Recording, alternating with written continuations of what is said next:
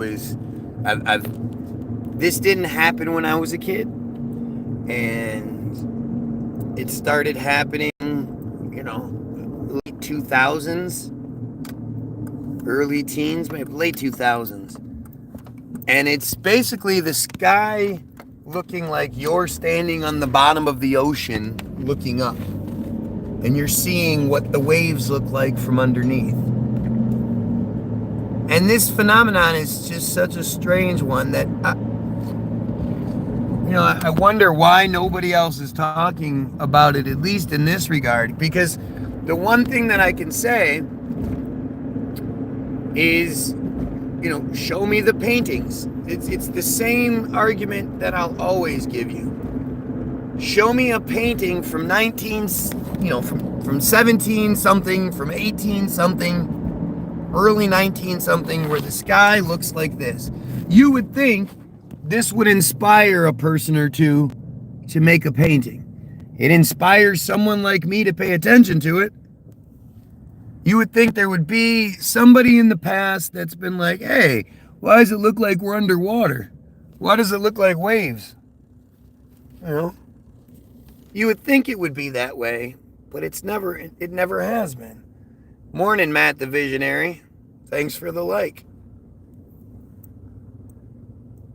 But this shit has always been my, like a smoking gun to me. Where the fuck is everybody on this one? What phenomenon is this? What is this called?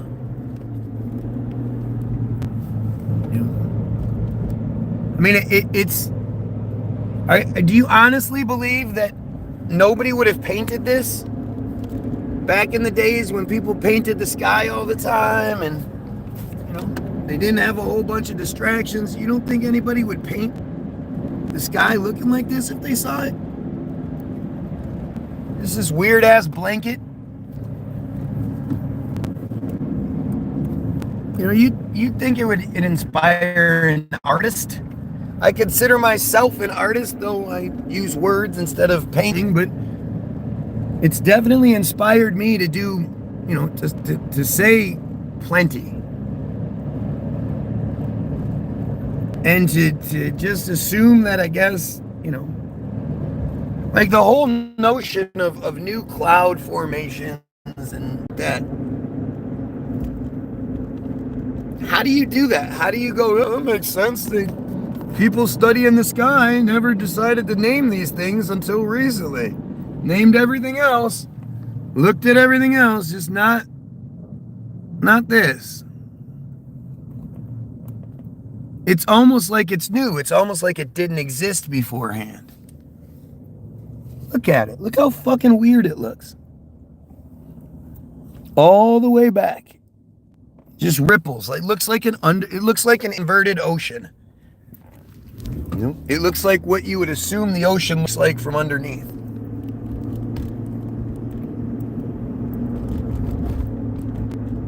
I don't fucking know. I don't know what it is. I know they sprayed the fuck out of us yesterday. Interesting that we would get such crazy spray yesterday, and now today it's this weird phenomenon. Like,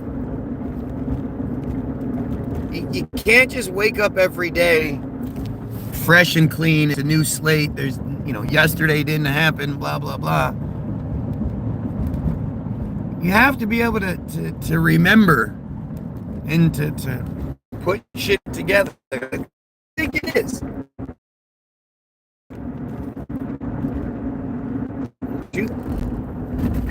Gee, that's strange, huh? Now my feed's being messed with.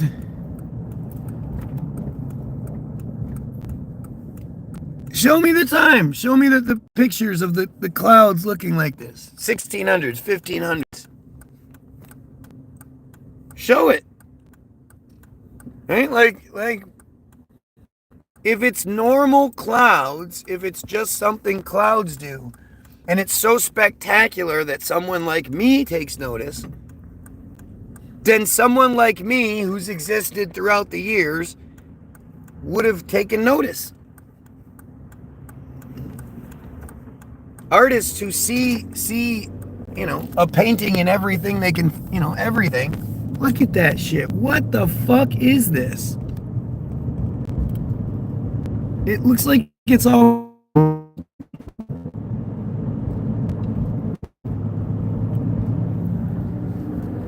Where is the documentation? We're talking about normal natural clouds. It's just what clouds do. Where are the paintings where the sky looks like this from the 1300s? Back when they could paint and it would look real. They would paint pictures of people that would look real, and they used brush strokes that we can't even see with today's technology, and the paints are so thin that we can't redo it like they did it. We don't even know how they did all that artwork. Where are the paintings where the sky looks like this? I have a driver. I don't need to focus on driving. Smart ass. I have a chauffeur who takes me everywhere I need to go. So, look at that shit. And it's really simple. Like, seriously, all you'd have to do is go find the paintings from the 1300s, 1400s, whatever it is, and be like, yeah, it's right there. Look at the sky. It looks the exact same. They even call this the sky underwater or some shit like that. You could easily win this. Just like most things. All you got to do is focus on what's actually being said and then debunk it, instead of just kind of, crying about everything you can cry about. Your hair, your beard, it's driving, whatever.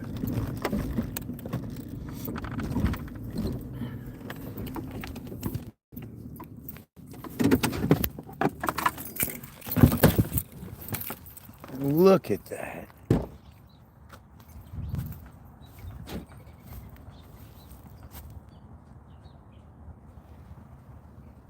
Hi, woodpecker. What you doing?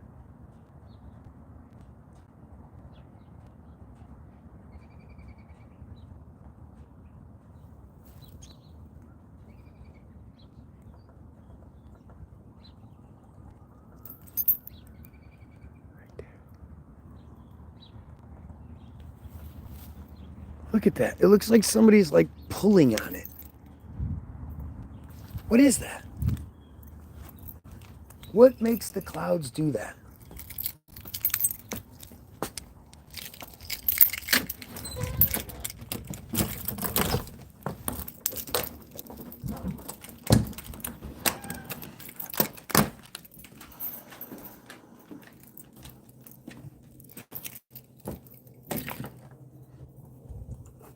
What, cowboy? Come on, cousin.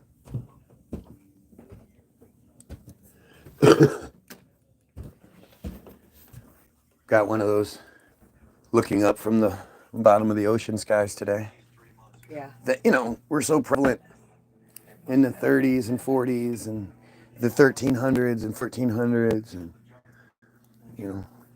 they had to rename it. They named it a few years ago because apparently they didn't bother naming these clouds. They named all the other clouds, but not these clouds till recently.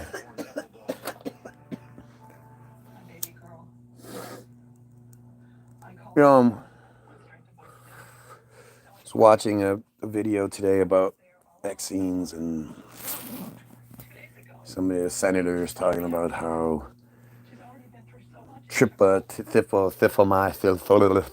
whatever it's called, was last tested on meningitis, and the 26 people that were used in the test all died from meningitis, so they figure, they worked the blah, blah, blah. And I was thinking about just the whole vaccine argument itself. And yes, It's definitely a big deal when they force us to do it, no doubt. But it's amazing that everybody is so concerned with basically an optional thing, something you don't have to do. You have the choice, and you end up choosing it based on bullying and all that shit. But it's a choice. Whereas 72% of Americans drink fluoridated water and think nothing of it. They drink fluoridated water every day, shower in it, wash their dishes in it, cook their food in it, whatever. And fluoride is used because it might have a 3% chance of preventing cavities in adults. It's toxic waste. What happens when it's heated? Or it might have a 26% chance, not really sure. Like the one study says that, but then the same study comes back through and it's like, well, it's more like 3% chance. And a 36% chance of preventing cavities in baby teeth, the teeth meant to fall out. And, you immediately eliminate that study's results when you say, well, if they're part of a study, then chances are they're probably getting their teeth brushed better than people that aren't. Or than kids that are. And we like to, kids don't brush their teeth well. There's too many variables. There's just way too many variables. And the numbers they're not viable. You don't say something has a 26% chance of happening. That's just literally just chance. You can't say your thing is effective because it helps things 26% of the time. That's just not how science works.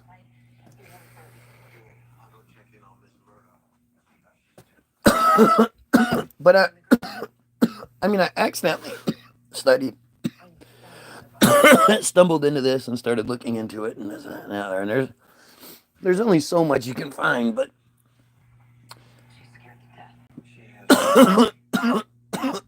pretending like fluoride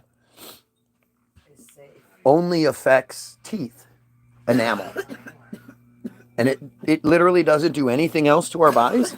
Like I said, as soon as you add heat to anything, it changes the chemical composition. So we have toxic waste, which is what it is. It's the toxic byproduct of making another toxic substance. Fertilizer. It's a fertilizer byproduct. Yep. And anytime you add heat to anything, it completely changes things. So now we're taking this fluoridated water and we're boiling it for our pasta, and we're putting it in our baked goods, and so what is that actually? Everything. It's sauces, and you name it. I mean, people. What's it changing to once you add that heat to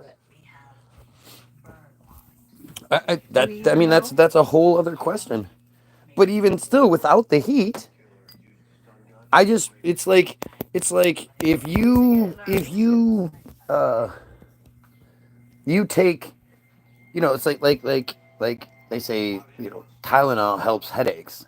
Well, it doesn't like specifically help headaches.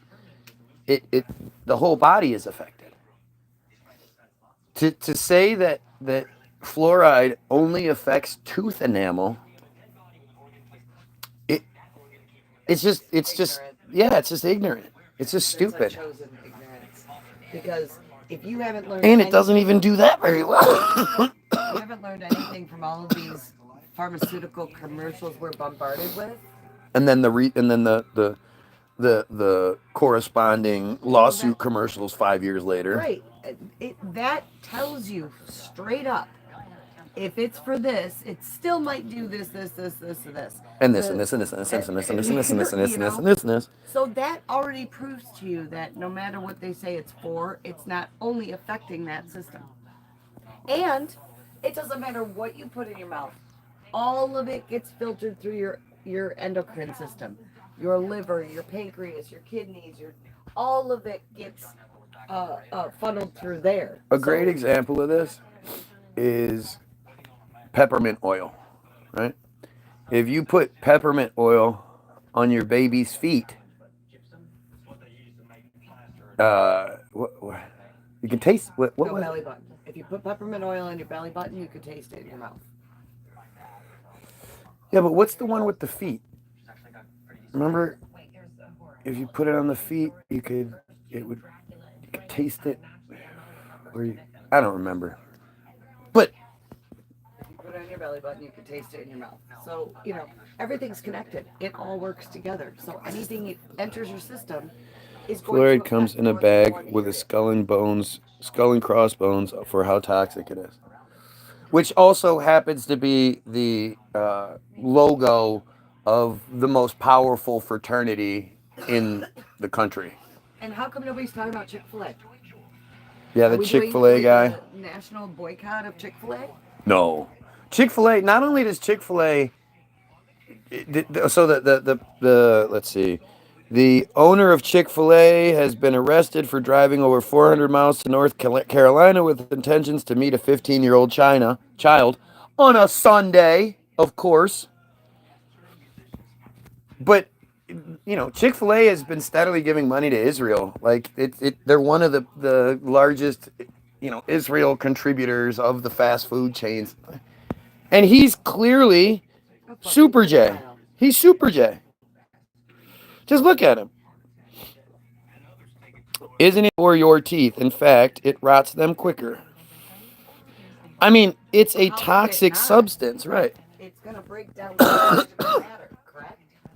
It can eat your skin. It eats through your skin in concentrated levels. But the idea of, okay, I'm going to take this substance and my body's going to go, oh, okay, here, let's make teeth from it. It's probably attacking your teeth, and your body is responding by sending extra strength and building blocks that way to protect it. It's not doing anything for your teeth. It's a lie. Fluoride doesn't help your teeth. It's like how they say, so in the late 1800s, in the 1890s, the first vaccines are starting to get given. And of course, it's not like it is today where, there's, at least we're told it's not like it is today, where there are shipping lanes and mass distribution and blah, blah, blah. It took a lot longer to get more people with it.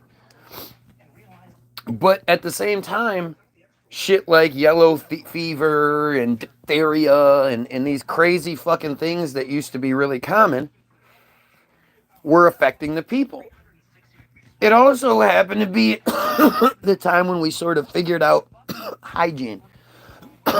And instead of just dumping chamber pots into the road to let the shit just, get taken away with the whatever, if it does get taken away, instead of there being horse-pulled cars or horses and horse carriages and everything everywhere, and dead horses and horse shit and just all of the nastiness, not to mention, you know why Tom and Jerry is a cartoon?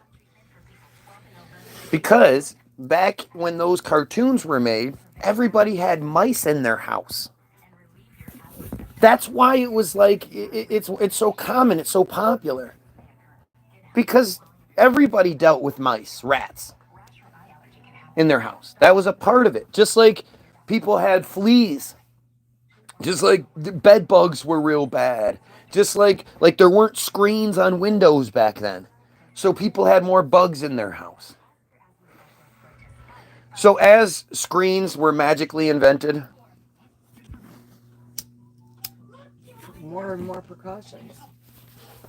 As construction became, more complete, not better, just more complete as far as, I mean, you have to think like these old houses and buildings they found, I'm sure there were rats in them for a while before humans repopulated things. So they had a lot of extermination to do. But as they're doing that, as they're cleaning up the streets, as the plumbing is taking, everybody's putting plumbing into these places and less horses are being used. And over these next 30 years or so, things changed really, really drastically according to the narrative. And yet they attribute the improvement in health, like as far as those diseases and the diphtherias and stuff, like they attribute that to the vaccine, but it's just not true. It's just not true. And as a matter of fact, if you go and you look into it, usually outbreaks happen shortly after the vaccines have been given. Oh, you mean like the first $250,000 or 250,000 COVID tests were infected with COVID and got people Guten sick? Tag, Germany. Ja, guten Tag, Deutschland. Sorry. That really super important fact that just got buried. Yeah. 250,000. I heard it was 100,000, but she says 250,000. Either way, it doesn't even fucking matter. They got people sick on purpose, Right. knowingly. I mean, the idea that so many people got sick after getting a Q-tip shoved up their nose and scraped around on the inside. Into the membrane that's attached to their brain. Yeah, Germany's fine. Germany's not even close to collapse. Remember? Do you guys remember a couple of years ago Greece was when collapsing. Greece was collapsing? It was a fucking calamity. We were gonna lose fucking Greece, man. Ancient Greece and all this, it's collapsing under the government, the euro and the blah blah blah and the Greece my is fine. family lives there. I have a bunch of family that lives there. Not one of them At the time, confirmed that. we asked, and they were like, "Nah, that's just what you're being shown." Yep. Big fat lie.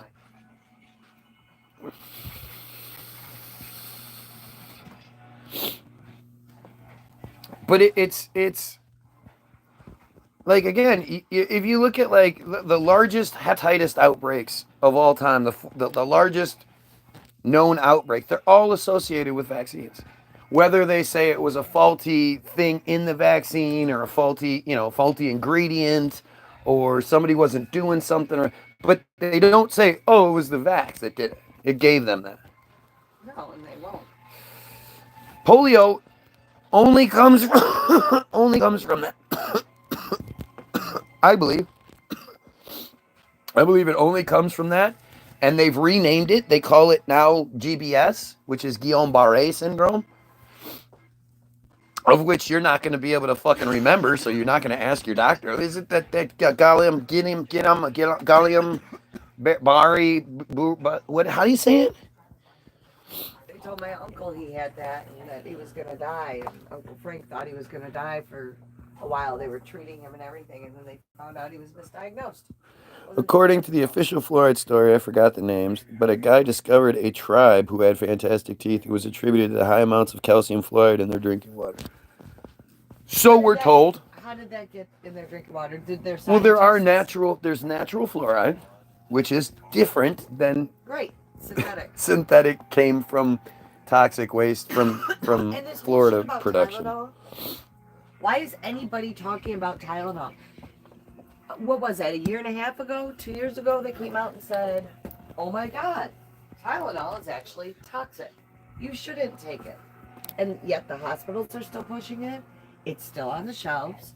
And nobody has mentioned that again since. Okay. Would I really admit to some shit unless I had to? Of course I would. I don't, mistakes happen. Well, most importantly, you want the correct information out there. Right, but in my mind, how can you trust me if I'm never wrong? If I've never made any mistakes? The only way you can trust somebody is if they're willing to acknowledge when they're wrong.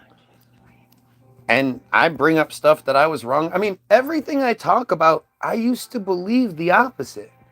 I was raised in the same environment by the same system, given the same no choices that you were regarding all of it.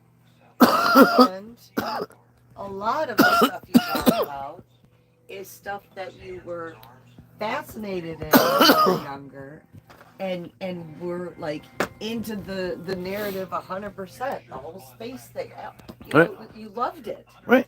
So you followed it closely, and then you realized that there might not be 100% truth to everything you've learned, and you started relearning. Well, That's the that key. and more, even more so is I would push myself past that uncomfortable point. Because there's always been that uncomfortable point where you get to it and you start finding information that doesn't quite go with what you're saying, The but you wait a go, minute, you what? go, you go, oh, forget it. Nah, I'm not going to read that. I got the points I needed, so I'm going to just go with that. We all have done that. You said before I could type it. Sodium fluoride is not equal to calcium fluoride, even if that story were true. Right. They're different. Yeah, Exactly. I mean, Put it it this doesn't way. even, So yeah. And who's to say that it was only that?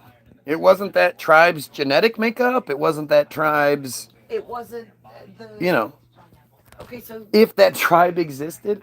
you can get lavender oil from one country, and then you could grow lavender here and make lavender oil using the same distillation process to get that oil, and they are going to be vastly different. And that's not even creating it. That's Let's go with nature. something that people know a little bit better. Well, You can get weed.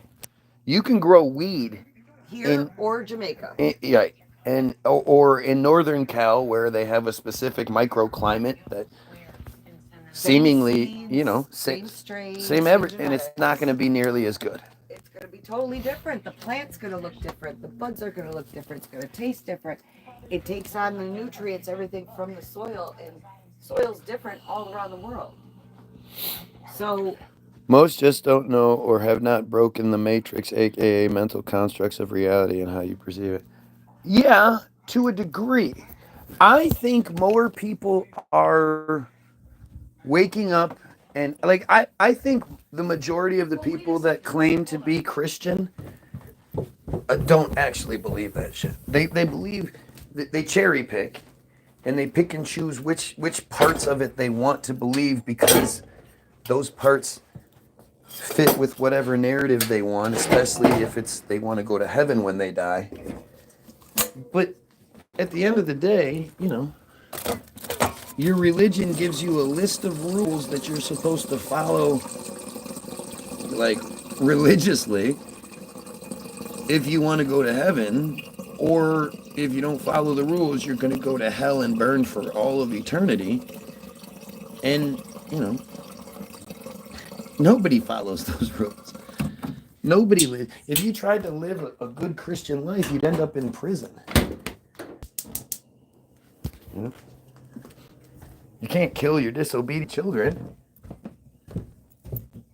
People are starting to wake up, but not nearly at the pace that they should be. No And this doubt. is this is the But other they don't thing. have any leadership to do it. Margarine is common knowledge, one step away from plastic, literal plastic. We all know that. It's common knowledge. Yet, a huge percentage of people still eat margarine. Yeah. So, But because most people are followers. They're good people and whatnot, but they're followers. And there's nothing wrong with being a follower. Just make sure you're following a good thing. but And most people are told, their grandmothers used margarine.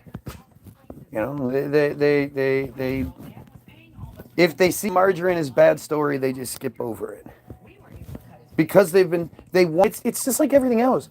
You believe what you want to believe. have you ever tasted it? Yeah, As a kid, when homie I used to use tasted it all it, the I was time. like, my God, this tastes like plastic. It tastes like plastic. And I never liked it. You claim to be Christian. That's terrible. You don't know why. You just do. Through Christ, I could do all things. Write that down. Through Christ, you can do all things. Jump out your fucking window. I mean, don't, but jump out your window. See how that works. I love when people say shit like that. I promise you, if you decide I'm not going to do anything, I'm going to sit in my house and I'm going to pray that my rent gets paid, food shows up every day. I'm going to pray for that's all I'm going to do. I'm going to let God provide me. You're going to die. You know? you're gonna starve to death and get You kicked out of your don't house. think that the people that have been sent over in shipping containers, 100 people stuffed in a shipping container, or the kids that are locked in a church basement somewhere. As that shipping container is sinking into the ground because it fell off the boat. You don't think that those people prayed in that time? In that moment? You said it yesterday. It's that mentality that you think, well, maybe they did something. I've lived my life like this, so they must have done something that doesn't get them the favor I get them. That's the mentality That's the only logical way to justify any of it. that or they just don't think about it. Makes sense of it. You know, they just don't think about it, or they don't care, or because they've been brainwashed into thinking that those other people who believe in a different sky daddy, the tuts, uh, this, you know, that they're less than you are, so they get what they get. Oh well, they don't believe in God, so Satan works in, you know, all kinds of crazy shit. Where does common knowledge intersect Wall and the ability to research law through Google? Not sure what the fuck you meant to say there. Well, common knowledge, we were talking about margarine. Yeah, but that's not what he's saying. I mean, again, Yes, they can just so Google much it. of the vast majority of what you believe is information that was given to you. But also accessible at your fingertips. So now you have sources, and people are still choosing ignorance in a lot of respects. To some degree, but in our society, like if you were to be on the fence and you look at someone like me and you look at or say you're somebody that's at the grocery store and you're questioning whether you should have this mask on or whatever. And then you see little tiny Angela come into the store and you see a whole group of people surround her and try to bully her into doing things, and you know you're clearly not as strong as this girl who's standing up to it. What are you gonna do? Put your mask Put your on, walk fucking through the mask door. on. I don't want to be bothered like that. I don't Want to be attacked. My life is hard enough as it is. I'm insecure enough as it is. I think I'm ugly. I think I'm stupid. You know, I think I'm unsuccessful. I think I'm this. I think I'm that. 85% of America. I think I'm fat. You have to go with the demographic that's probably the most likely. It's not. I mean, it's everything. It's everything. You're just one of these people who, you know, you refuse to accept that you're better than. And so you think, well, no, we're all the same. So you like almost dumb yourself down so that you can not accept the truth. And the truth is you're better than, you're smarter than, you're better looking than, you're all these things than. And you just don't want to acknowledge it because you've been told again by a society that, you know, you train your whole fucking life. You give up going to dances, you give up going out on dates, you take supplements, you don't eat good food, you don't have fun, you just train and train and train and train, and eventually you get to go to the Olympics. And you're going against the very, very best people in the world, and each country's very best representation that could afford to be on the Olympic radar. You're competing against them. A lot of them have, you know, ways to get around the system and you know, cheat without getting caught, and it's just all these things, right? And then you prevail. That day you're having, because everybody has bad days, everybody has good days, everybody has great days. That day you happen to be having a great day. And you happen to run 0.2 seconds faster than the other fastest people in the world. That's God, man. and you win that little your nose hairs crossed over the line just before the guy next to you did. And you've seen this time and time again, and then that person gets interviewed, and they don't go, hey, you won this medal. Well, I sacrificed a lot. I sacrificed more than anybody watching this can even imagine. I never went on dates, never had any girlfriends, never ate fucking shitty food. Everything I did was watched. Everything I ever did was calculated and prepped for this moment. For the last 10, 15 years, this is all I have done is this. Went to bed at 8 o'clock, got up at 4 o'clock, did my exercises, did my runnings, did everything that you wouldn't do so I could be here. And today, I was the best. And I appreciate myself for doing what I needed to do. I appreciate my family for sacrificing how they sacrificed to help me get here, and all the coaches and all the people that donated money throughout the years for fundraisers and everything. It's a group effort, but at the end of the day, it's me. I worked harder than everybody else was willing to work, and today I kicked ass. No. What do they always say? All glory to God. Well, first of all, before we go any further, I got to say, all glory be to God. Pointing. Without God, nothing's possible.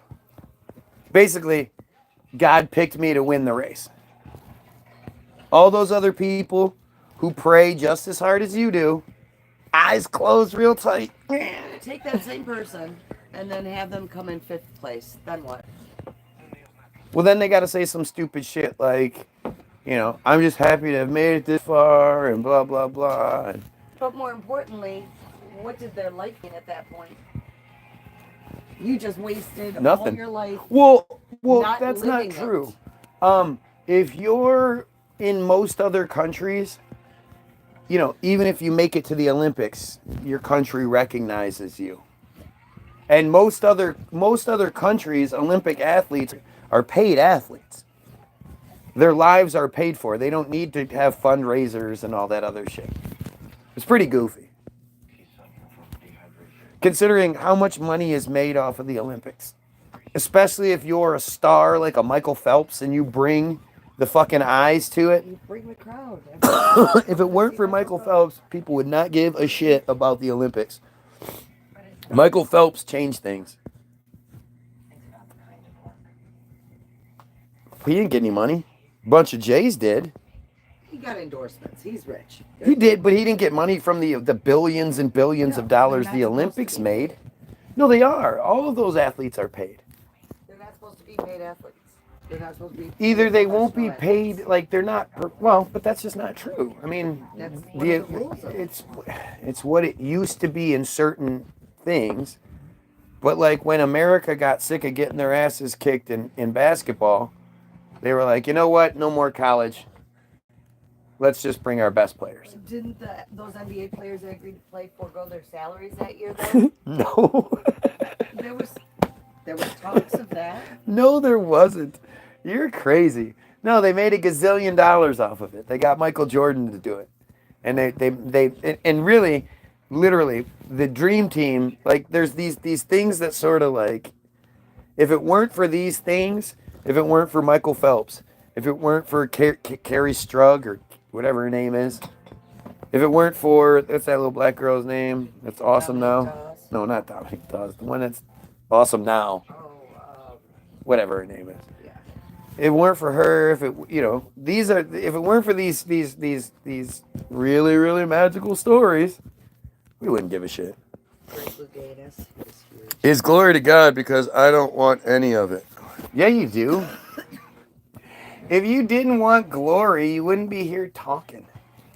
Well, you want to be recognized. You're a human being. Right, but this person's saying, oh, glory be to God. That they would say that because they don't want the attention. If you didn't want it, you wouldn't do it. Just stupid. It's just stupid. You can do what you love without competing in the Olympics. The problem being, we've been brainwashed into, if I sit here and I talk about how great my wife is, she's really smart, she's really capable, she's really creative, this, that, and the other. The worst I'm gonna get is, oh, this guy's, trying to butter up his wife. But that's about it. Nobody's gonna say anything. If I say the same things about myself, I'm super smart, I'm fucking really capable, I'm really creative, all these things, people are gonna be like, oh my God, you are such a jerk. Oh my God, you're such an ego monster. Oh my God, you think you're smart? How dare you think you're smart?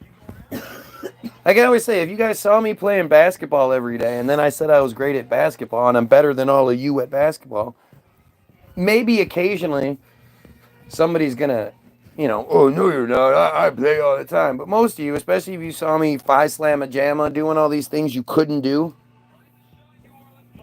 you'd have no problem with me saying I'm better at basketball than you are. I have no problem saying that Michael Jordan's better at basketball than them. Right. But if I say I'm smarter than you, that's bad. That's bad. Well, that's not something that can be measured in points or baskets, though. It can, though. I mean, we can sit there and lay out different things. Now, you might be smarter than me at some things. I know I'm smarter than you at some things, and I think I might be smarter than you in general. That's okay. I know there are people out there smarter than me, but like it's especially with the better person thing. It's very quantifiable to me. I am a much better person than most of you. And you just don't realize that you've been tricked into feeling that way. You've been tricked into being the piece of shit that I can look down on. All of you that believe in God and Christianity, you identify as a Christian. What is your best case scenario? What are you guys all waiting for?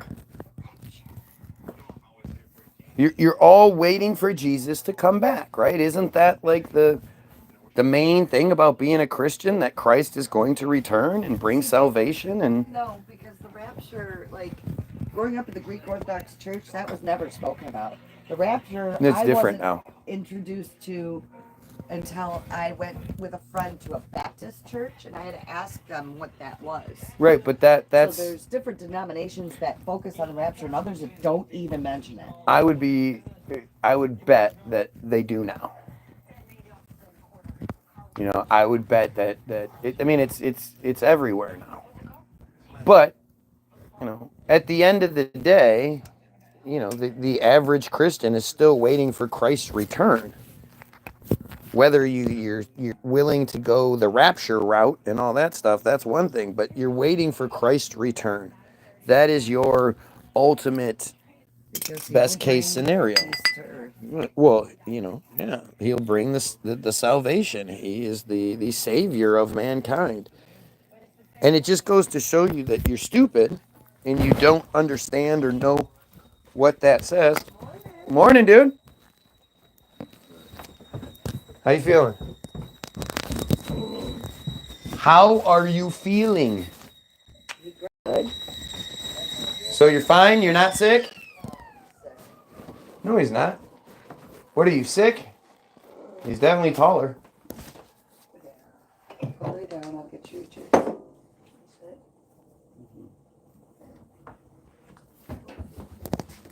Huh? Right. You don't feel sick. Go get in the shower and go get dressed and take you to school. Boom, you're a bagel.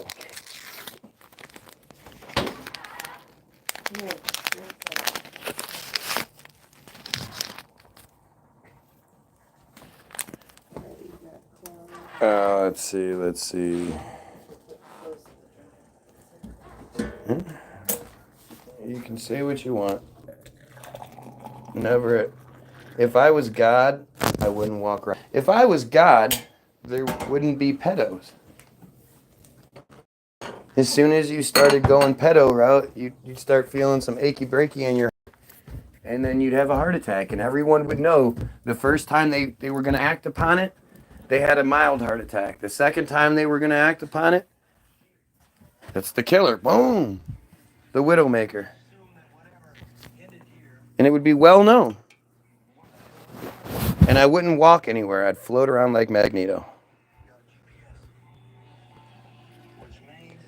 Religion gives hope and a meaning of life. Does it? How? How does religion give hope and or a meaning of life? What hope and or meaning of life does religion give? It's funny how we say these things. We all know these programmed response things to say. But then, like, put it into reality. What are you talking about? You know? We can't die of oxygen deprivation. What does that mean? I wish to be a better person and a worst person. Don't know what that means.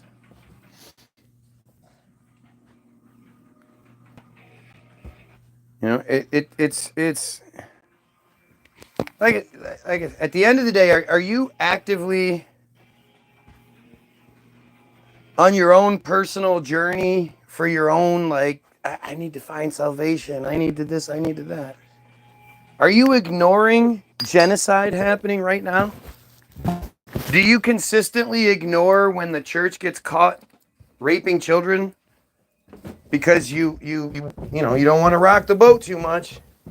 You don't want to screw up your chances of going to heaven. I mean, it's you're not religious, so you don't understand. Absolutely. But that's not how things work, right? Like just because you're not hungry, you understand what hunger is, don't you? It's not real hard to explain, and it's definitely not hard to prove. But that's always one of those things. Well, you haven't accepted the shit, so you won't accept the shit. You're basically saying you're not stupid, so you won't fall for it. That's and I know you don't like hearing that, but that's what you're saying. Because I'm not stupid, I won't fall for it. I'm not waiting for Jesus to come back. He is back. Then you don't know what the fuck you're talking about, do you? That's one of those points that's always so strange is people that claim to be religious. You claim to be anything. You claim to belong to any group. And yet you don't know what, like, the fundamental aspects of that group are, or what that group says.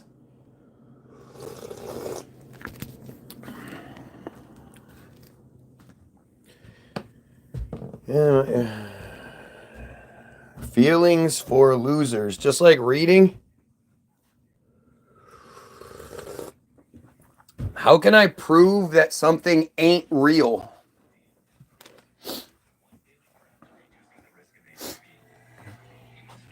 I mean, it doesn't matter. You don't have a reasonable, logical brain when it comes to things.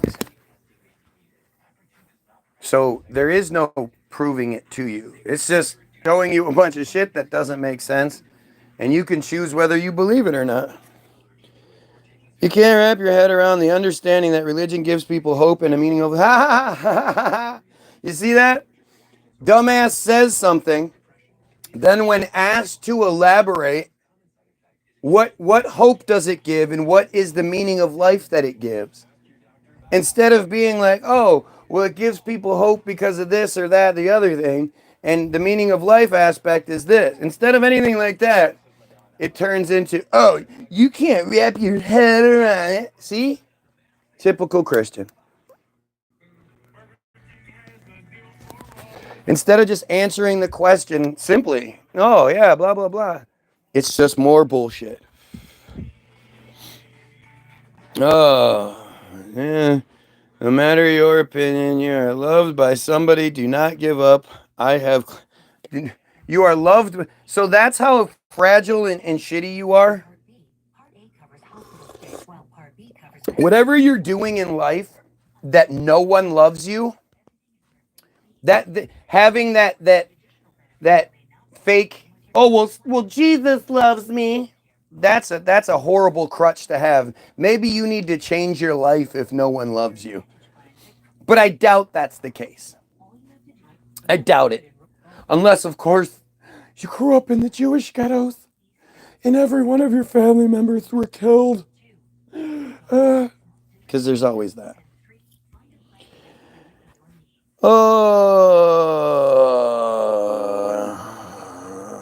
How can you possibly claim to be good if there were not bad for you to oppose?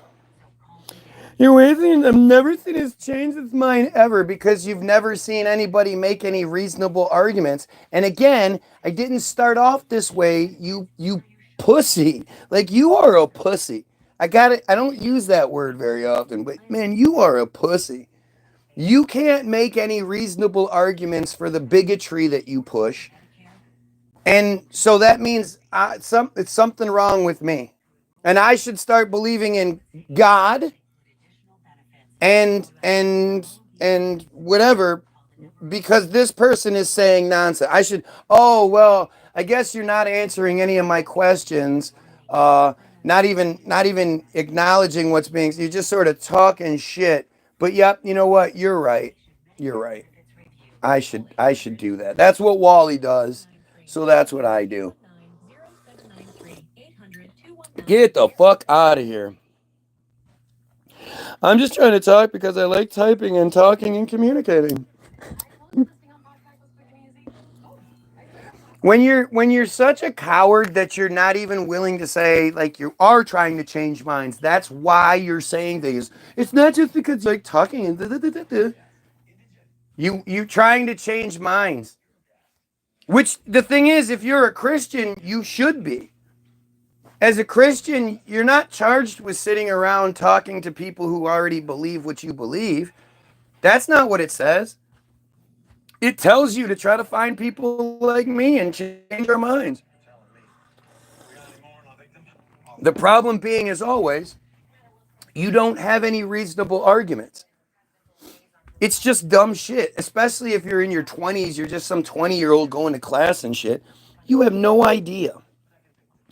It shouldn't be something I have to explain. Religion gives you an afterlife to look forward to. Oh, it shouldn't be something you have to explain. People should just believe it because you do. It gives you an afterlife to look forward to. Well, considering you're going to hell, if you believe that, you're going to hell.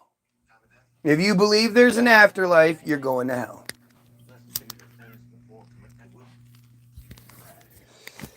You haven't lived a good Christian life. You had sex before you were married. You said words you were supposed to say. You wore clothes you weren't supposed to wear. You had ideas and thoughts. You jerked off. You did all these things that you weren't supposed to do. You did things that you weren't supposed to do, and you didn't even know you weren't supposed to do them. And that whole, well, I repent. Well, you can't. There's things you do you don't even know. You can't even repent for. You're not giving us a single reason as to why. How can we believe you with no evidence? That's blind belief, aka blasphemy. Exactly. But you're never gonna see it. What do you think, dude? Like, I've been doing the religion is bullshit shtick since long before the Jays are the bad guy shtick. You could say we're working on 2 decades online, but I've been doing it my whole life. And I've never come to somebody that has reasonable answers, but very, very rarely do you find somebody that's even willing to engage on a real sort of deep level because they know if they do, it won't stand up. Imagine being happy and content. Yes. Imagine how nice that would be to be happy and content, knowing that there's bigger things, like there's not children being raped all the time. That there's not a genocide happening. Imagine not being a selfish prick. Wouldn't that be nice?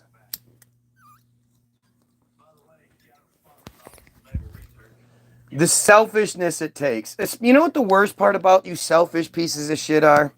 Is when it happens to you, you expect everybody to drop what they're doing and help.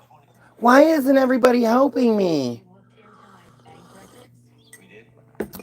Yet when it comes to helping others, that's too much. It's not for me to convince you to be religious. Isn't it funny how religious people hide behind that shit, right? They literally come in here and engage in the conversation as the opposition. Oh, you're saying this? Well, I'm going to say this. But then when you start to corner them and ask them to be, get past all your typical dumb phrasing that you guys always, it's not for me to convince, the afterlife. Once you get past that shit and you start trying to ask them they always do this. They always, it's like you flip a switch and they turn into automatons. No, it is not for me to convince you to be religious. Then why are you talking? Then why did you bring it up to begin with? If you were happy and content with what you believed, you wouldn't even need to put it out there. You'd just be like, no, I'm good, man. You don't need to believe what I'm good. I'm happy. I'm content.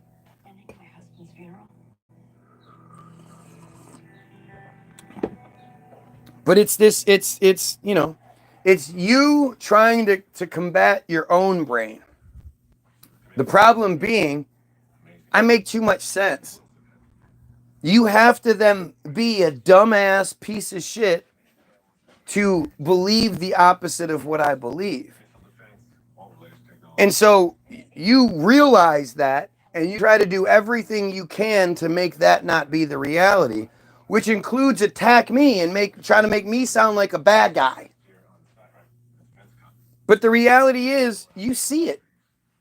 You know you don't. Like, I can't imagine that feeling, right? I act all high and mighty.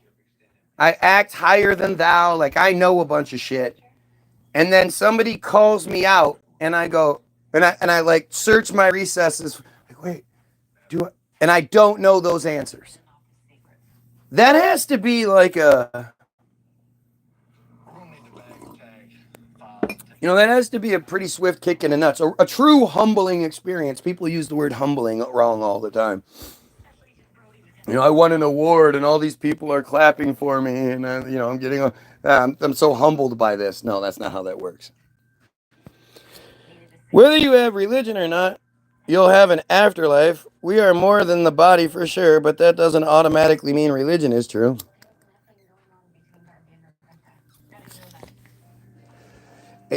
Maybe there's an afterlife. Maybe you just die like all the animals you eat.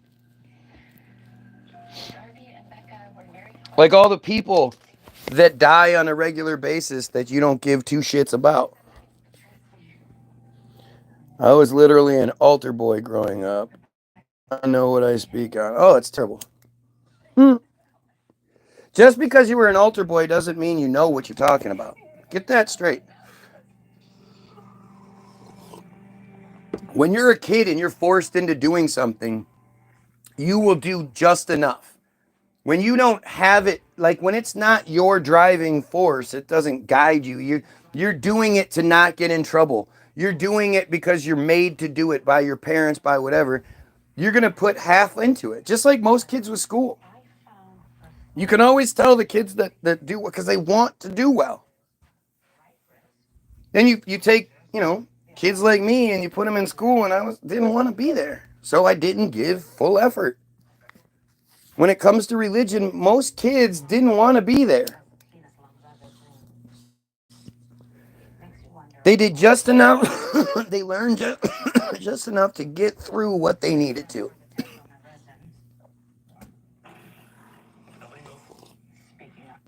Holy, you didn't get fucking messed with. Yeah, you're a bigot. You know it. I'm just saying, religion gives people hope and a meaning of life. It's hard to understand because you can't explain it. If it was easy to understand, then you'd have an easy explanation, you dumb troll. Like, this is the part where it's so frustrating. Like this must be somebody just fucking around, right? You can't really be that stupid. I just can't, it's such a fucking weird thing. You believe shit that you can't talk about, that you can't, that you get upset when asked to elaborate. Why would you believe something that makes you upset to talk about it? That's so fucking weird, isn't it? You're still not explaining how. Give any reason at all, Ryan. I hope you're not. Even Matt sees it. Religion gives people hope, faith, and a knowing that they will live with the Father in the afterlife. It gives them peace in a meaning of life. That's not the meaning of life. That's just something that happens maybe afterward. But again, it's incredible how arrogant most Christians are in that they believe they're going to go to heaven. Why would you think you're going to go to heaven when you spent your life breaking the rules? How many tattoos do you have? Not you. Everybody talking. Sure hope you don't have any tattoos. Hope your ears aren't pierced. I'm still trying to get over the original sin. Somehow I fucked up before I was born.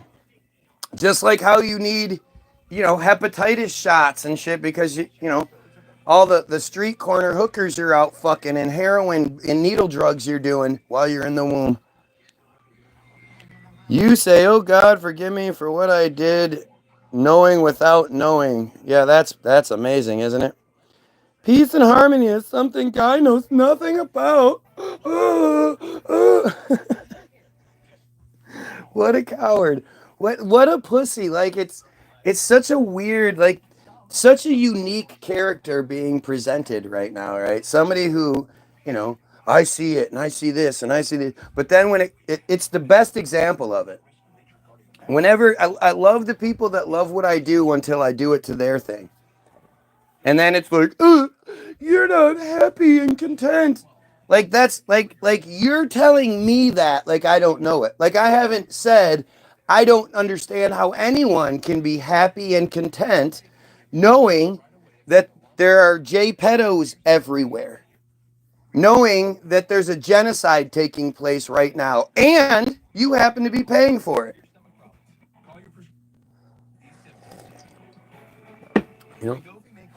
I don't know how anybody can be happy and content knowing that we're all slaves. We're fucking slaves. Like look, where's the car keys? I can jingle the keys and Wally's gonna, car keys. I'm the bad guy because I'm not happy and content in life knowing there's so much bad happening. Adam and Eve were forgiven for what they did. No, they were expelled from the Garden of Eden. Adam and Eve, not Adam and Steve. The dumb part is so many other people heard it and thought it was good.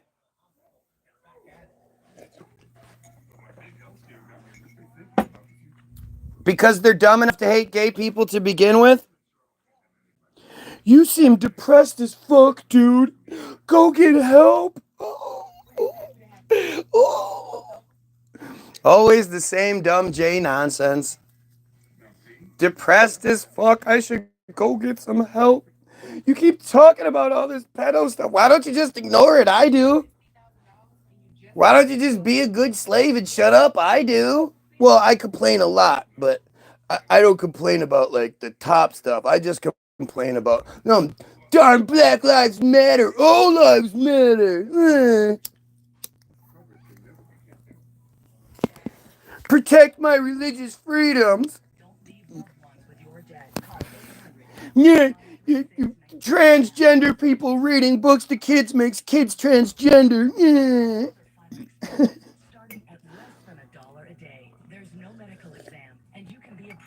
God damn it, Ange!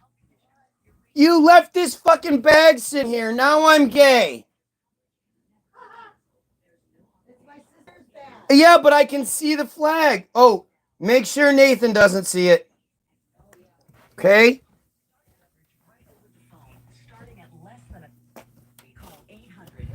Don't want him seeing this, because if you see gay stuff, it makes you gay.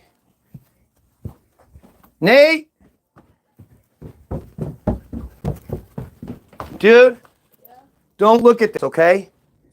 It's going to turn you gay, yep. Are you gay now? Dude, oh, fuck. I tried to get him to not look at this. I was telling him not, and he looked at it, and now he's gay. Bam, bam, bam, bam.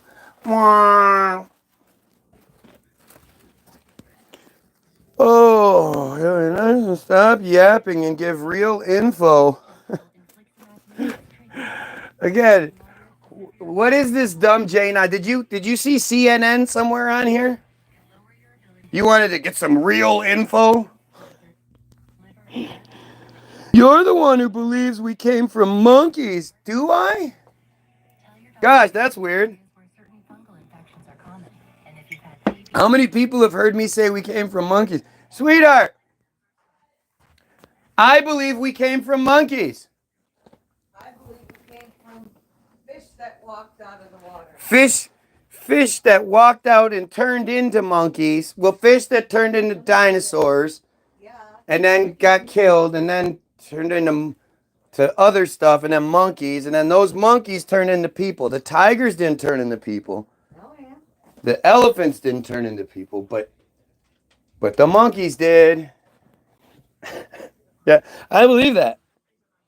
Do you see that? Like, do you see this is what always takes place, right? People always make up their own narrative because they can't argue the narrative being presented. Oh, what are you doing about all the genocide? Well, I've got a red bandana. At least I got a shirt that I'm gonna rip red stripe across, and I'm getting a bunch of body armor. Well, not really. I'm actually gonna get a vest that holds like grenades and stuff, and I'm gonna get some guns and a sweet ass knife, and I'm just gonna have them drop me off. You know, jump out of a helicopter or something, and then I'm just gonna go Rambo it. You know, it's what you do, right? Trying to get as many people talking about it as I possibly can. Well, that's not doing anything. Trying to get as many people to see it for what it is as I can. That's not anything. I should be out Rambo style. Business statement, yes. Do you have a logical brain that's common sense? He doesn't know what logic is. Divine, he not dumb, he knows everything. Look at this crybaby shit. I'm a sinner, blah, blah, blah, blah, blah. Just repent, ask God. Why would you need to ask God? What kind of piece of shit God is that? Why does anyone need to ask God for anything? Whatever this guy's going, I'm going the other way. Well, unless it's watching my feed every day, because you're going to do that. Hey, there, well, I was disproving the other guy here one day. My memory is so bad, who knows? Okay, explain. How did the universe come into existence? The fact that anybody that believes in God is talking about the universe just shows you how stupid you are. You're stupid. You start talking about the universe and all that other stuff. It's like, I guess we're just going to negate the whole firmament thing, right? You don't like that part? If you can't be really that stupid to think the universe came into existence out of nowhere. Yeah, but God did. God, I love when people make that argument. You can't think that stuff comes from nothing. Only God comes from nothing. Yeah. What created God? God created God. There was no before God. God created God. Hope in the meaning of life requires a different mindset, not religion, and pulling it behind me. I thought you had to go to class, goof. You're the one ignoring questions because you know you will be humiliated. Ooh, I will be humiliated by your dumb questions. It doesn't matter how many tattoos he has. No, it does. It really does. You're not supposed to desecrate your body like that. Sorry. I've seen Muslims with tattoos all over the place, and they will enter heaven with no mercy of God one day. Whoa, you sound like a really good person. According to some religions, you can be the worst sinner ever and repent your deathbed and still go to heaven. The only thing that matters is that you believe Jesus is your Savior. Yeah, then what's the point? Then what's the what's the point?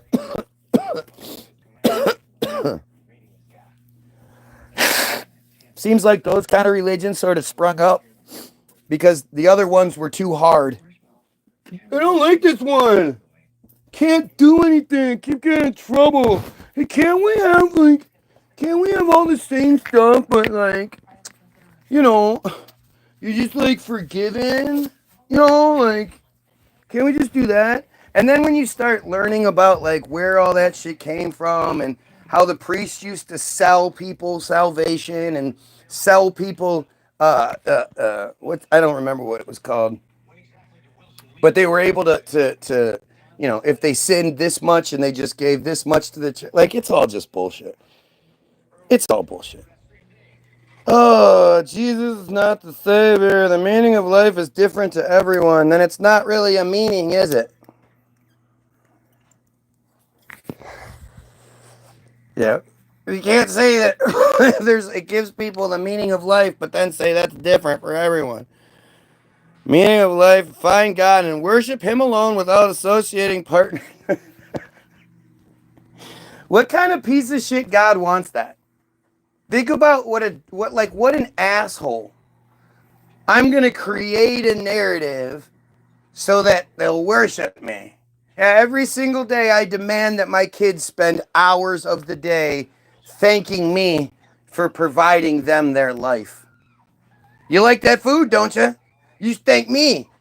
I gave you that food. Thank me. Thank you, Dad, for all the food you give us and the protection. And say, Dad, I just want to say thank you, Dad. I just want to thank you. And I'm like, yeah, that's right. That makes me feel good. Me being the father and all. God of Jesus, Abraham, no, God is one. So stupid. Christians believe all you have to do is accept Christ in your life. You're saved from sin. It's not true. But go ahead and believe that. Go ahead and believe that because it's not what your Bible says. I think people believe stupid shit like that, but that's not true. Steve, if that's true, 80% would make it to heaven, but that's not what any religion's texts say. Steve, I don't think Steve's religious. Steve Tomato's a decent guy. Not according to the Quran, they were forgiven. Oh, well, we all know the Quran is fucking true. That bunch of bullshit. You know what's crazy? Is it's the same conversation every time. All you have to do is ask somebody a simple question. Why do you believe in the religion you believe? And they won't have an answer for you. That is so strange.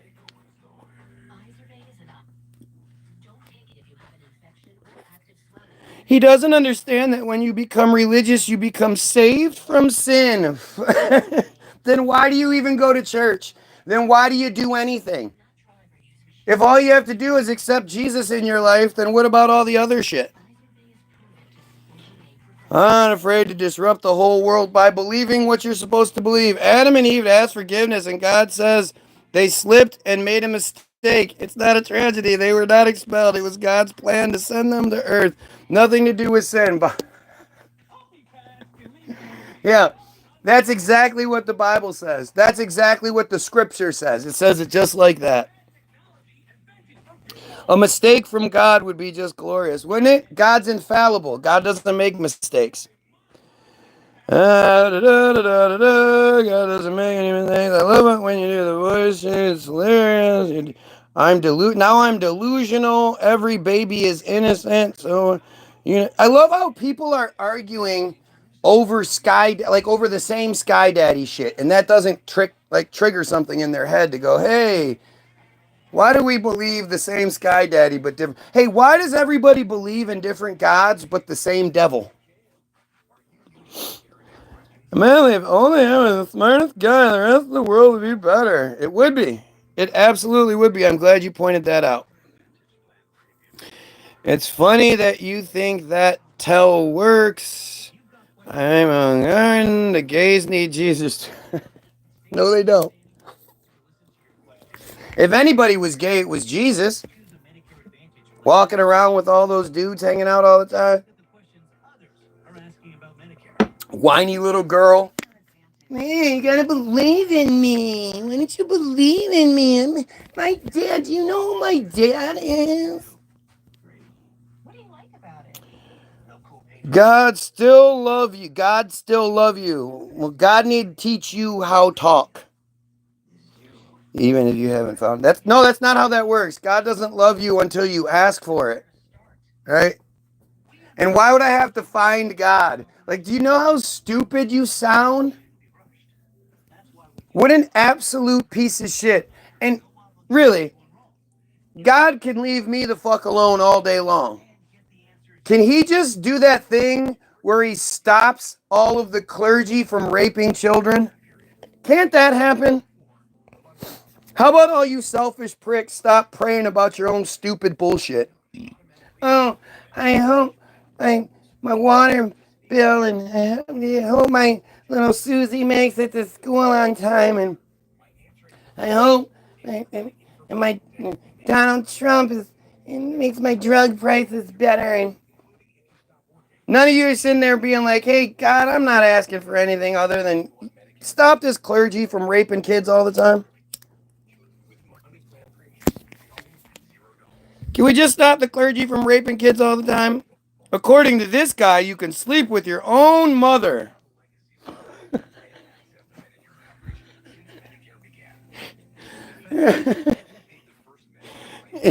If anybody can show me that one, that would be amazing. If you could show me the clip of the video where I said that, that would be pretty awesome. You can't hear it.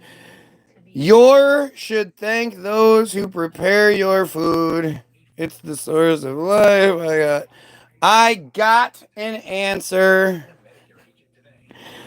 I have New Testament and high school education on every religion. People believe that a pretend source is doing what they are actually doing. It's imaginary. Why do you believe? Why do I believe in what I believe? Because it's very available. And do we even know what are we talking about that I believe?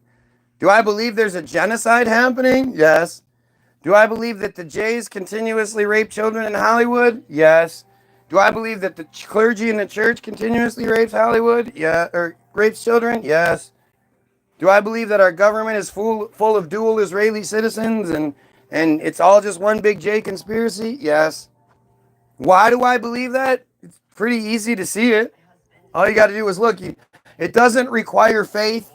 It doesn't require belief in some ancient bullshit. It doesn't require sacrifice and trial and tribulation. You got to go through it so you can get to heaven. None of that.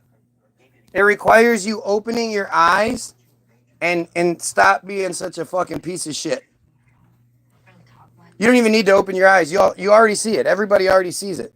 You just need to stop being a piece of shit. You don't go to church? Oh, you're even worse.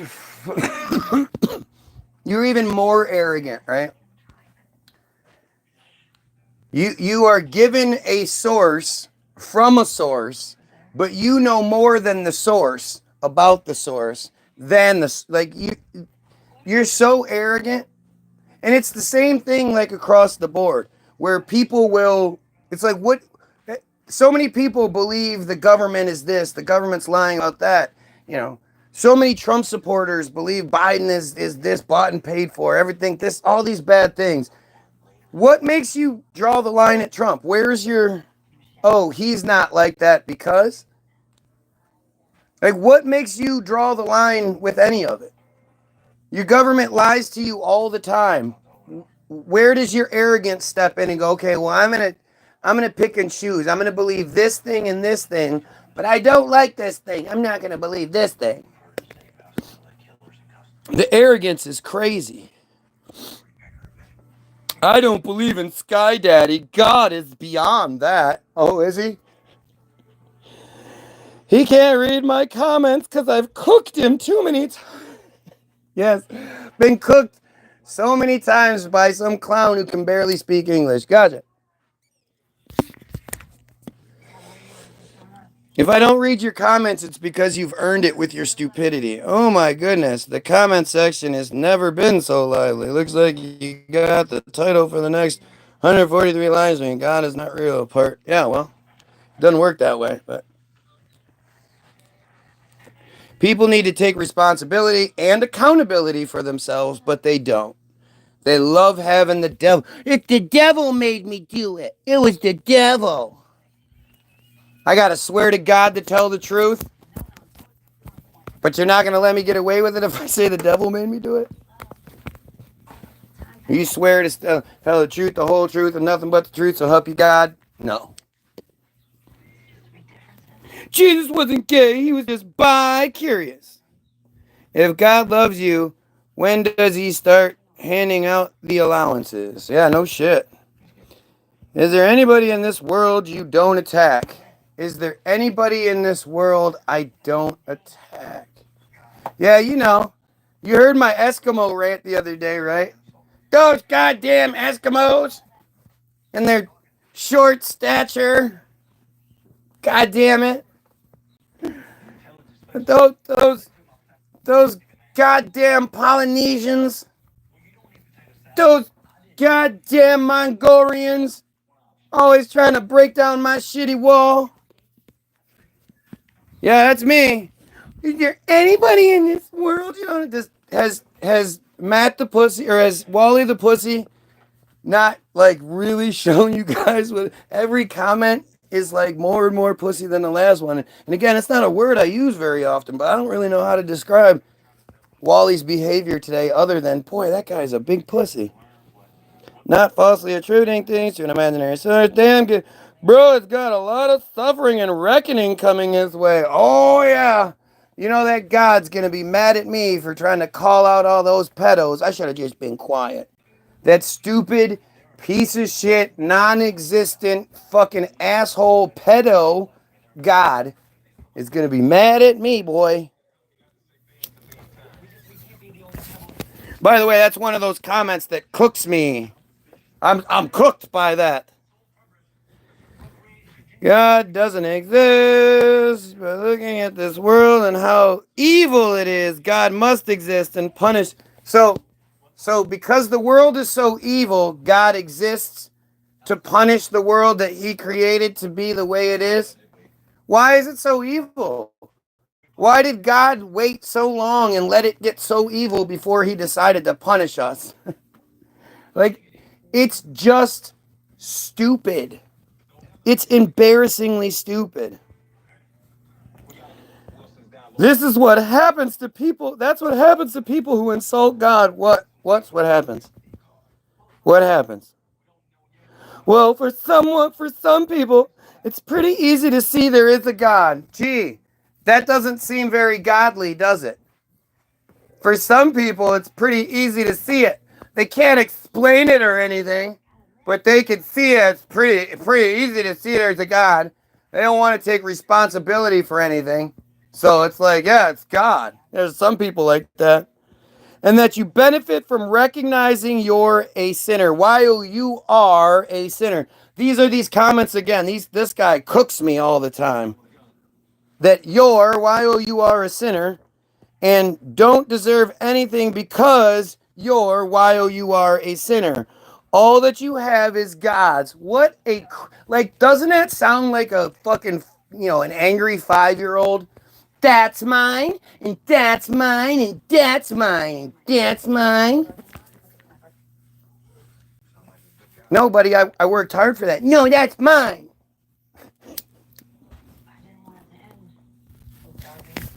I love when Christians actually try to say shit. Like, this person literally thought that was going to be one of those cooking comments. He's going to get me. He's going to cook me with that comment. Religious people are so dumb. Devil doesn't make you do shit. Oh man, in the comment, blah, blah, blah, blah, blah, blah, blah, blah, blah. It says, God is in the winner. Go. Now I need to go read the Quran. Because now I need to go read a whole other bunch of bullshit. Because you can't tell me why you believe it. I need to go read it. Gotcha.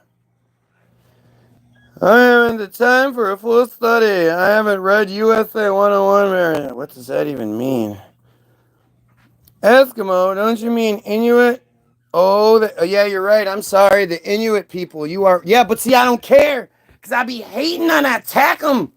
I know they like being called Inuits. And I'm like, fuck you, Eskimos.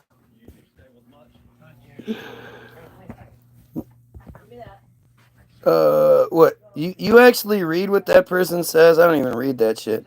I used to think, why won't God heal amputees? Was the ultimate question. But why won't God stop clergy pedos actually is the ultimate. Yeah, 100%. We can worry about the pedo shit all over the world later. Let's just fix it in the church. The one place that's supposed to be the safe haven. The one place where we could say, okay, this is a safe place. If you are being violated by any other place, come to this place and you have nothing to worry about. Is what it should be, but it's not. And for all of your, oh, well, that's free will. Okay, well, who protects the children's free will? We can play all the games you want. All your shit's just going to backfire. Besides, isn't everything God's plan? So basically, it's God's plan that those children are getting raped. And remember, God has this viewpoint of those kids being raped, even closer. God can see on the inside as their body is tearing and shit from the adult violating them. Yeah. God can see everything everywhere. There's no time. God knows it's going to happen before it's going to happen. Can't do anything about it. Cooked. Yep, I cooked. I located my ego, but I have no idea. Why would you want to kill your ego? Because it's word God. Prove it's not. I can prove anything. I'd love to see you prove anything. You make those bold statements. Do it. Prove it. Prove anything God. I would love to hear what you have to say. Okay. So now I'm here. I'm at the bottom. Now let's hear you prove that God exists. You just made the statement. Now prove it. What a dumbass. Like this is this. I proved it's word of God, unchanged for 1400 years and will stay that way. Oh, so you believe the system then? Because we know like the Christian thing has changed. And the whole thing about the Quran you don't know that. You just know that's what you've been told. That doesn't mean it's true. But what the fuck does that have to do with anything? That literally means nothing. The Quran, the Bible, all of those stories didn't just float out of nowhere. It wasn't like one day some guy just found a complete version of the Bible or the Quran sitting there and was like, oh shit, right on.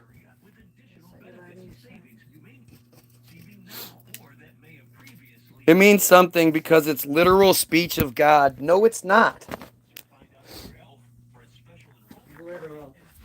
What are you even talking about? What are you talking about? The Quran? Makes claims with zero evidence. That sounds like the Bible or religion. Like, what proof do you have? I love you, boy. Have a great day. Yeah. Be good, okay? Yeah. Hey, Dad, you should let me get a pass on the bed. No, you should make your bed.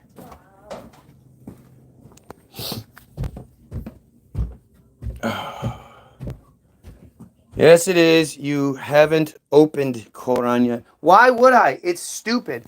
Every single time a Muslim comes on here and I say, okay, give me an example of something true in the Quran that's undeniable proof of God, and they say stupid shit. You're not going to say anything. Quran itself is proof and miracle. I mean, it's like going in circles, right? Every morning I come out on Christmas, and the presents that I put under the tree and mark them as Santa Claus, they're there. I open them up and I'm like, holy shit, how did I know? I mean, how did Santa know? Because Santa Claus is real. Yeah, not me, it's Santa Claus. It's just stupid. It's amazing how many college-educated adults believe in fairy tales. It's not amazing, it's terrifying. Yes, Haran says all life came from water. Haran says universe was in singularity, then was expanded.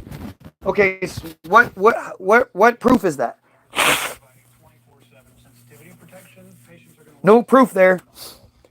That's not a proof. Haran talks about black hole pulsars. Yeah, right. Even if it does, what proof is that?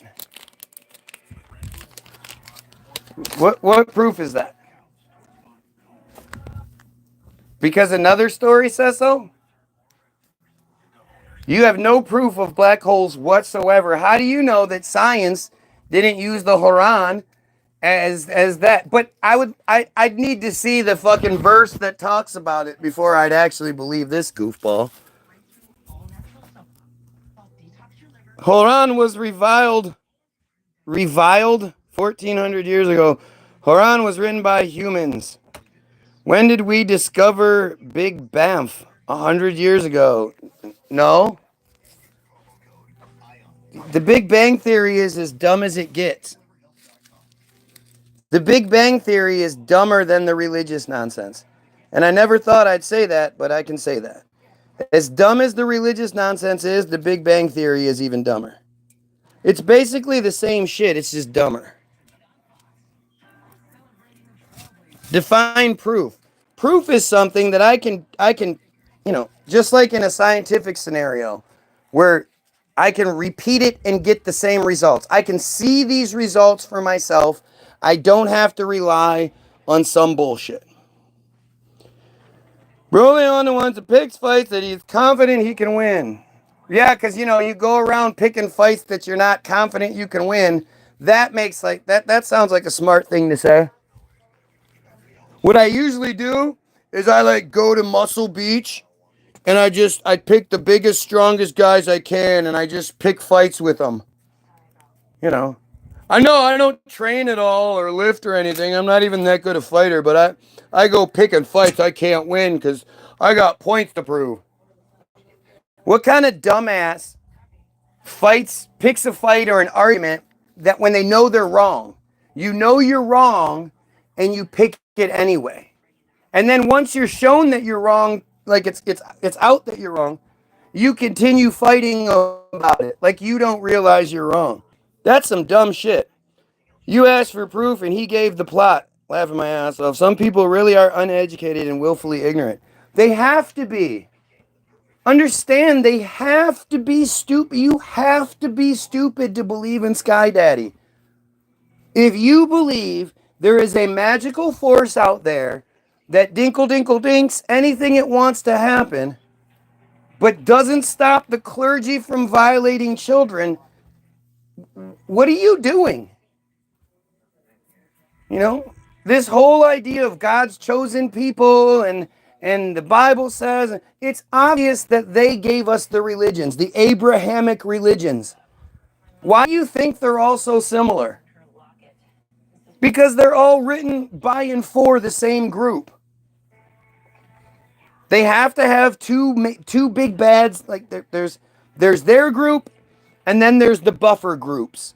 And there has to be two so that they fight against each other. If it was just one Christians or just one Muslims, we'd all band together and be like, hey, why the fuck do we let these pieces of shit run everything?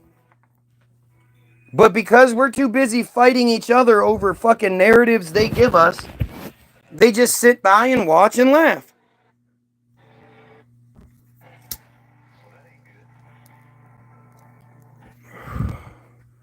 Have those who disbelieved not considered that the heavens and earth were a joined entity, and we are separated them and made from water every living thing?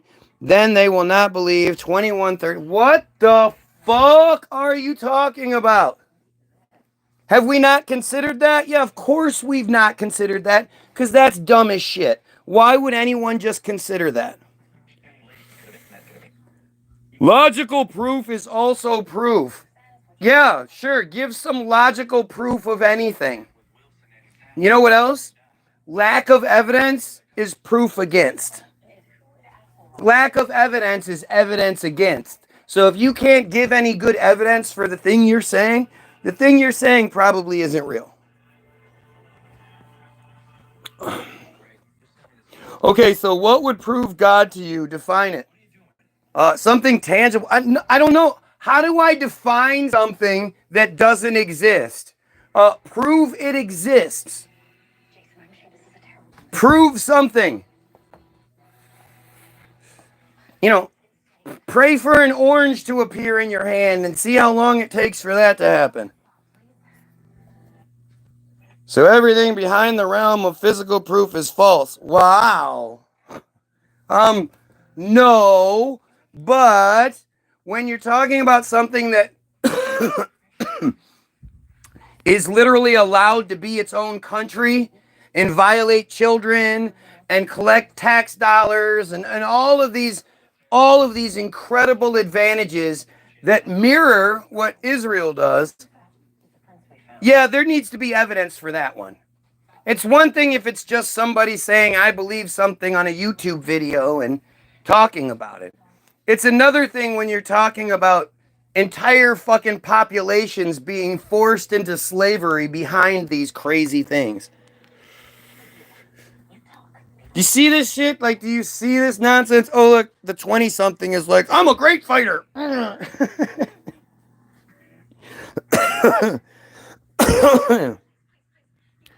Logic is not proof. They are two separate things.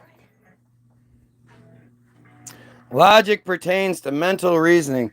I mean, we're just starting to get into semantics here, and I don't care about semantics. Proof is pretty fucking obvious. Like, proof is proof, right?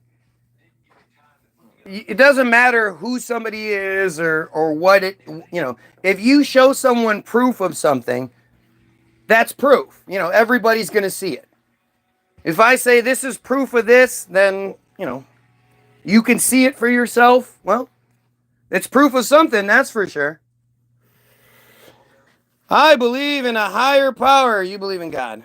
And I don't think of this nursery rhyme version that you describe, though, that I describe. I love when people are like, yeah, I'm smart enough to think religion is stupid, but I'm so well programmed that I believe what I'm supposed to believe. I just call it different shit.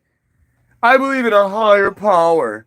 You mean you believe in an energy that connects everyone and knows everything? Yeah, that's God. Stupid. Do you have to see the builders of the... Oh, man, these arguments are so fucking stupid. Do you have to see the builders of the building to believe someone built the building? No, logically, someone built it. Same with the universe. If there's a creation, then there's a creator. And it has to be God.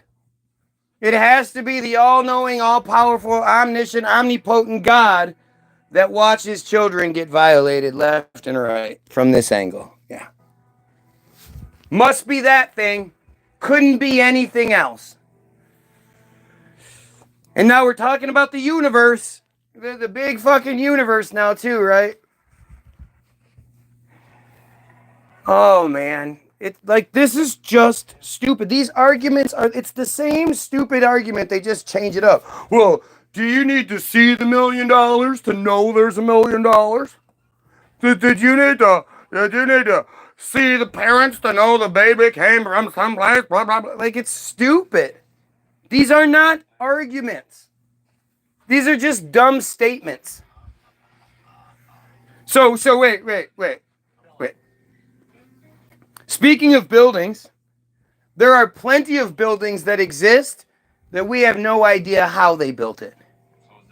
And we couldn't rebuild it if we wanted to. What about those buildings? Did God do that? Is that when God stepped in and built the buildings?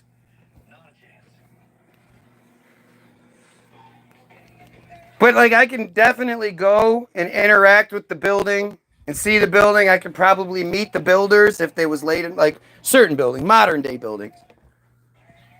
There's plans for it. It's a very easy thing to talk about. I don't have to have faith. No faith involved. Can I prove right? I've been systematically asking for my local government. Lack of evidence is not the evidence of absence. Lack of evidence is not the evidence of absence. Like, again, it's not like we're talking about somebody saying, oh, I had this fucking baseball card, and then they couldn't show you they had the baseball card. And they're like, oh, it's in my room somewhere, I just don't know where it is. We're talking about this fundamental foundation of people's lives. And right now, it's a system that's being used to justify genocide. Literally, a genocide is happening right now. And it's all being justified because of this religious bullshit. You know, rights are being taken away. Gays aren't allowed to be gays. Women aren't allowed to be women. You know, all these crazy things are happening, and it's all because of religious bullshit. And, yep, there's no problem with that. That's the same thing as, you know, why would that thing require evidence? Why would the system of control that collects tax-free dollars from everyone every week, why would that thing need to provide evidence? And then, again, that thing is constantly getting caught raping children. Lots of times it's little boys. It's homosexual rape. So it's like double the sin there. This shit happens all the fucking time.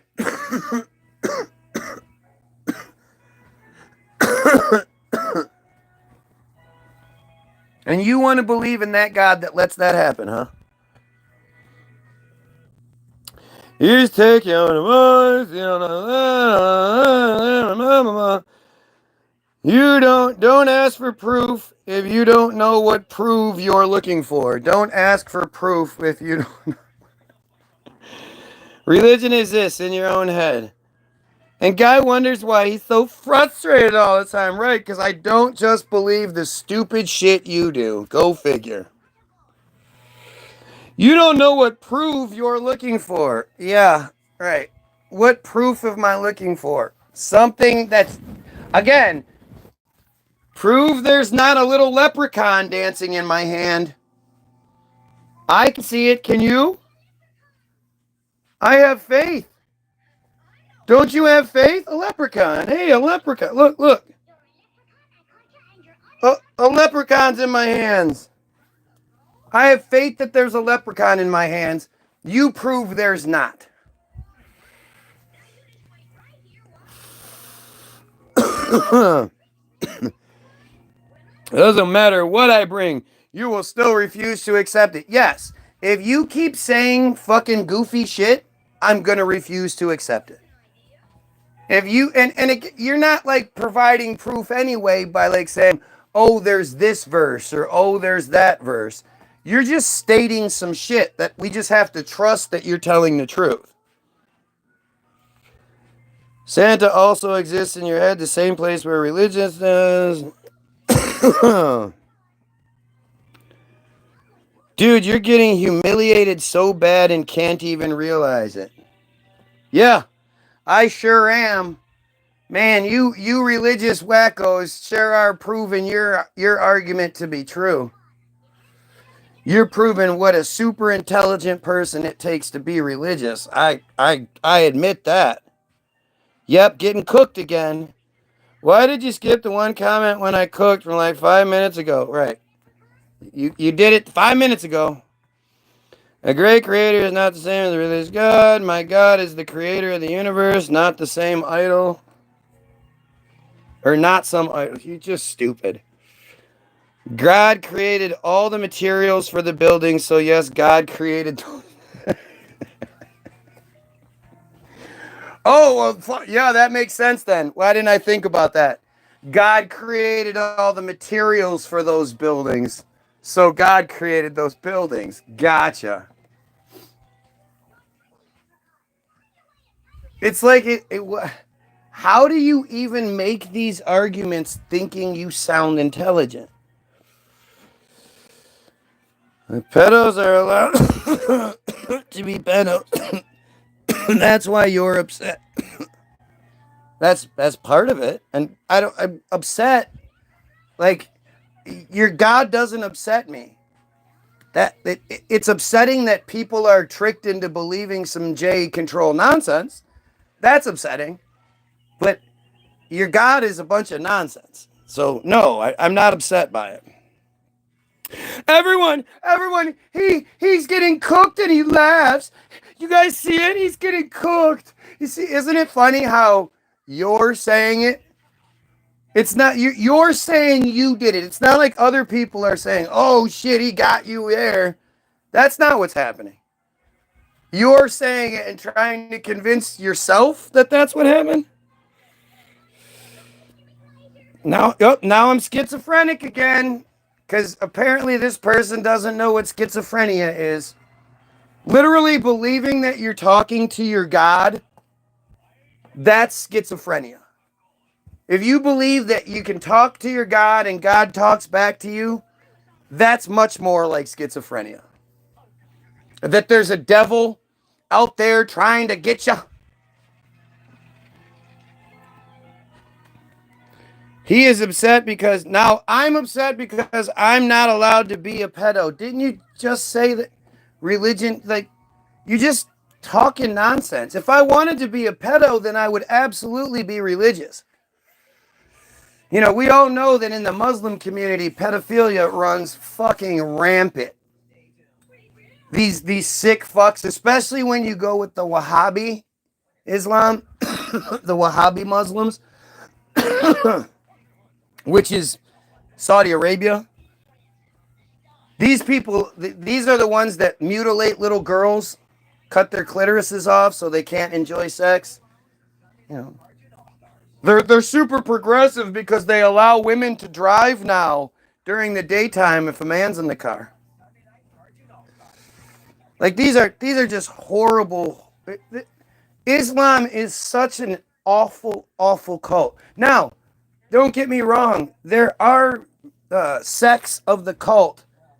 You know, there are Muslim countries that have female heads of state.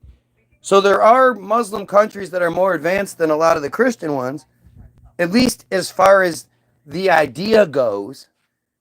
But at the end of the day, I mean, these are just, all three are just Abrahamic cult bullshit. I have faith. Does the God have a pot of gold and a rainbow with him? Shh. You're not supposed to give away the evidence. Perhaps he brought Sky Daddy's allowance. Shh. Shh. Oh, Jesus. Look at this crazy shit. No such thing as Wahhabi. Yeah, okay. God is looking pretty good when the alternative is freaking out about scientific chem line clouds. Okay. Like, again, like, it's, do you not, okay, so,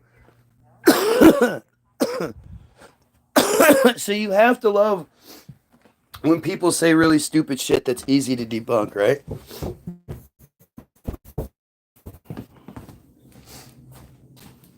Okay, so I can't tell you how many times I've done this now. I basically know what it says, but we're going to go to Google. Okay. We're going to look up chemtrails. Chemtrails. Okay. Chemtrails in the Google machine. Now, first thing that pops up is the chemtrail conspiracy theory. The chemtrail conspiracy theory is the erroneous belief that long-lasting condensation trails left in the sky by high-flying aircraft are actually chemtrails consisting of chemicals or biological agents sprayed for nefarious purposes undisclosed to the general public. First sentence. Second sentence. Believers in this conspiracy theory say that while normal contrails dissipate relatively quickly, which they do, contrails that linger must contain additional substances. That's number 2. Number 3, those who subscribe to the theory speculate that the purposes of the chemical release may be solar radiation management, weather modification, psychological manipulation, human population control, biological or chemical warfare, or testing of biological or chemical agents on a population, and that the trails are causing respiratory illnesses and other health problems. Okay, so the first thing that they offer us is solar radiation management. Let's see what solar radiation management says. Solar radiation management, or sunlight reflection methods, or solar geoengineering, is a group of large-scale approaches to limit global warming by increasing the amount of sunlight, solar radiation, that is reflected away from the Earth and back into space. Among the potential methods, stratospheric aerosol injection, is the most studied, followed by marine cloud brightening. All right, stratospheric aerosol injection is a proposed method of solar geoengineering to reduce global warming. This would introduce aerosols into the stratosphere to create a cooling effect via global dimming and increase albedo, which occurs naturally from volcanic winter. It appears that stratospheric aerosol injection at a moderate intensity could counter most changes to the temperature and precipitation, take effect rapidly, and have a low direct implementation cost, and be reversible in its direct climate effects. Various forms of that's advances methods. Proposed, are they proposed methods now? Is that what they've changed it? Delivery. Various techniques have been proposed for delivering the aerosol or precursor gases.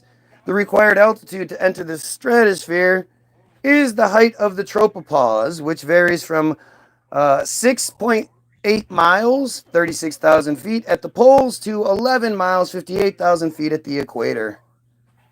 Civilian aircraft, including Boeing 747-400 and Gulfstream G50-500-650, could be modified at a relatively low cost to deliver sufficient amounts of required material, according to one study. Okay, so that's let's see. Let's go backwards here. Let's go check out marine cloud brightening. Marine cloud brightening, also known as cloud seeding. Wait, what's cloud seeding? Cloud seeding is a type of weather modification that aims to change the amount of precipitation, mitigate hail, or disperse fog. The usual objective is to increase rain or snow, either for its own sake or to prevent precipitation from occurring in days afterward. Look at the pretty pictures that you're shown. Sure looks like clouds are dropping shit into planes are dropping shit into the clouds. Oh, that's weird. Cloud seeding is undertaken by dispersing substances into the air that serve as cloud condensation or ice nuclei. Methods. Let's see the methods. The effectiveness. Let's look at the history. I love the history section. So here's the history. So here is the Beech 18 used for dry ice cloud seeding in the early post-war era U.S. The Lockheed 18 cloud seeding from Wagga Airport, 1958 in Australia. They were doing it back in 1958, but I guess they're not doing it now. The T-28A Trojan Rainmaker in 1960. the Curtiss P-40 Rainmaker in 1964, the Curtiss P-40N Weather Modification Company cloud seeding, don't know when, Harvard Hail Defense in 1964, Cessna 210, 2006 in Austria with the nice, you see that nice on there. The Cessna Skymaster 2015 in Israel. Oh look, the Alpha Jet 2014 in Monaco. And then there's just so much more. There is so much more. For you to need to be told that that thing you're seeing happen sometimes, 3 days, two days, well, not including today, 2 days prior, we had blue skies. It was crazy. I actually pointed it out, like how crazy. I said to my wife, look, there's no one flying anywhere today. Crazy how no one has to travel today because there are no stripes in the sky anywhere. Right? This is just normal plane activity this time of year, blah, blah, blah, blah, blah, all those things. The next day, which was yesterday, woke up, went outside to one of the worst mornings I've seen in a very long time. That continued throughout the day. And then today, it looks like we are underwater. It looks like all crazy weird. It's just a weird sky today. But like you go, again, this just takes us in a big circle, but you don't think the people, the government, the system that clearly sprays the shit out of us, or even different, you don't think the system that clearly poisons us with fluoride based on a 3% chance that it might prevent cavities. And that's all fluoride does. You believe that they put fertilizer creation byproduct, toxic waste byproduct, that they couldn't get rid of anywhere because they couldn't bury it or anything. It was hazardous. That they put that in our drinking water. And it's not like there have been all these crazy studies to show the effectiveness of it. The very basic studies that have been done show that it might have a 3% chance, between 3% and 25% chance of preventing cavities in adult teeth. And 3 to 25% is not a thing. If we were on a fucking plane and I was like, all right, time to jump, here's your parachute. It has a 3 to 25% chance of opening. I doubt you'd fucking jump.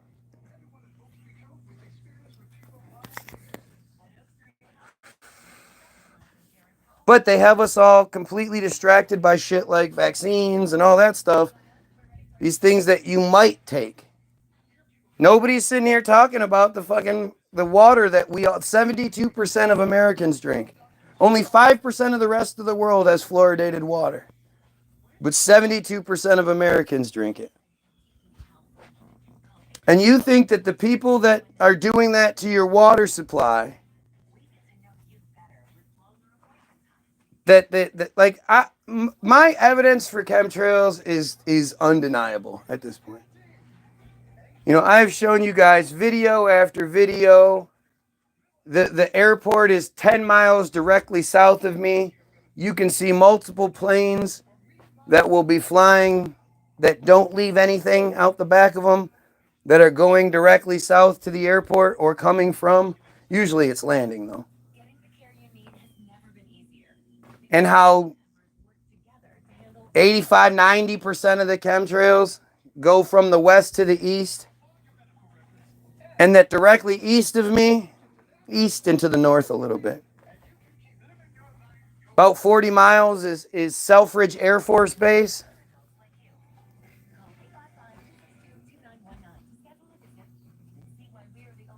Maybe 5 to, well, if it's 90% go west to, or go west to east, then, the other 9% go east to west, and maybe 1% go north or south. But what am I talking about? I don't know. It's not like I've fucking seen it, filmed it, not filmed it.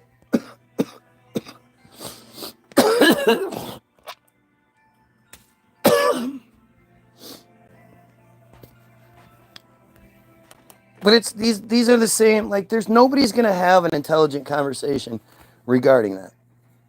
It's always the same sort of bully Israeli tactics.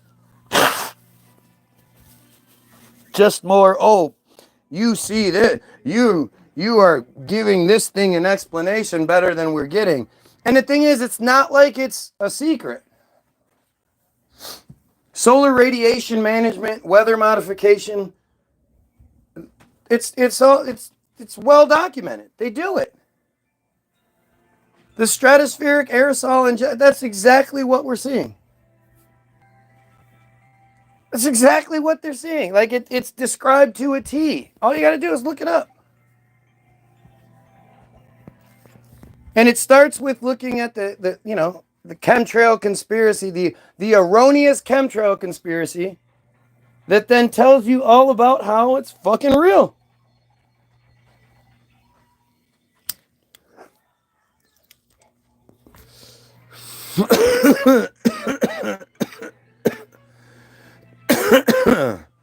Just stares with a blank. At any point, am I just staring with a blank face? I didn't realize I was doing that. Huh. Stares with a blank face.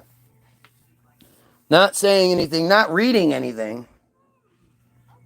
Just staring. It's me, it's what I do. I love how you guys talk about how if you were to, you spend multiple comments talking about how if you were to actually say something intelligent, I would skip it. I got to read through all of these bullshit comments about, how I would do this or I would do that, but never do you actually make the point. Yeah, be investigated because aren't you upset because pedos can't be pedos? Yeah, I said, aren't you upset because pedos can't be pedos? What the fuck is this guy talking about? Oh, kind of, yep. Oh, I killed my audience. Oh, I wish I could kill this audience. That would be great. If we could get rid of these fake ass fucking profiles on here, if we could actually get somebody intelligent on here, that'd be great. But, I'm not going to respond. So you can always, you could write a fucking paragraph, multiple comments about how I won't respond if you say, but then you won't say. Why should I keep giving a shit about the nonsense you say? You're not saying anything. And who is going to sit here and argue that putting fertilizer byproduct in our drinking water for a 3 to 25% chance it might prevent cavities is a good idea? It's funny how I'm supposed to address the dumb random comments, but you guys don't talk about what's being talked about. So then I gotta, and then I'm not staying on topic because I'm addressing some dumb, it's just such a perfect example of how the Israelis operate. They can't actually get us, they can't deny anything. They can't actually prove the narratives we are given. So they desperately, have you ever seen it live? Go look up videos of Israelis interacting with people on YouTube or in different feeds on Facebook Lives or whatever. There's one video of this Asian dude talking to two Israeli girls who are just dumb as fuck. And they start like pulling their eyes and don't doing all this kind of stupid shit when they lose the argument because they can't say anything. And then they just get mad. It shows you how incredibly stupid these people are. You don't provide solutions to anything. I don't. Yep, that's what I do. Yep, blah, blah, blah, blah, blah. That's what I do. I don't provide solutions. So the Goyim unifying and overthrowing the Jays who control the narrative is not a solution. Gotcha.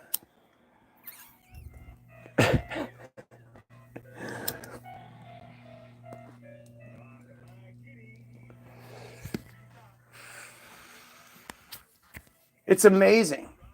It's amazing how desperate and stupid this is and how it just doesn't work. Like, that's the part that's so weird.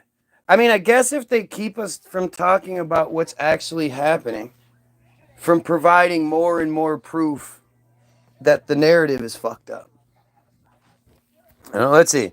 I'll go back to the Israelis. Yep, there we go. This is what I do. Again, instead of saying what thing I'm wrong about, it's the same dumb comment. Yeah. Oh, I love it. It's amazing how this works. Cindy's off sick today, so trying to get nobody would answer.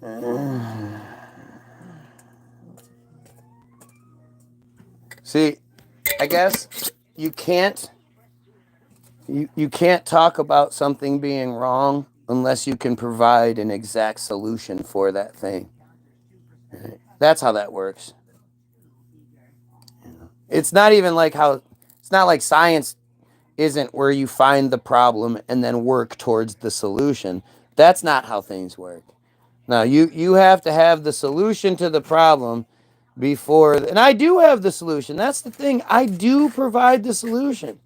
It's the platform in which I'm running for my presidency in 2028. Right? My main thing is that we will get rid of them. If the dual Israeli citizens and anybody that wants to belong to that cult can move to Israel.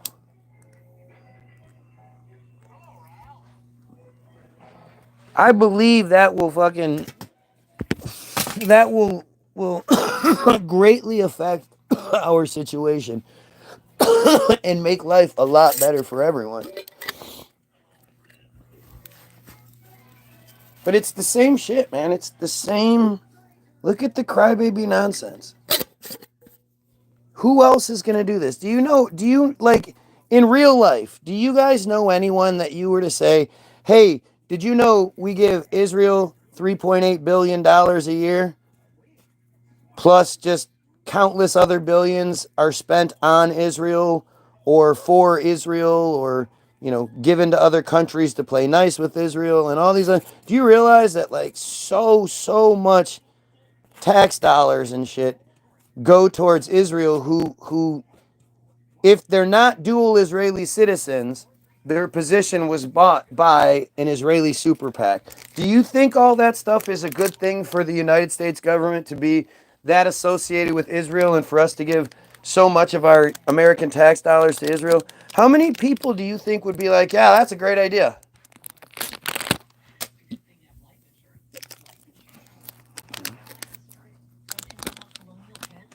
Like it's overwhelming.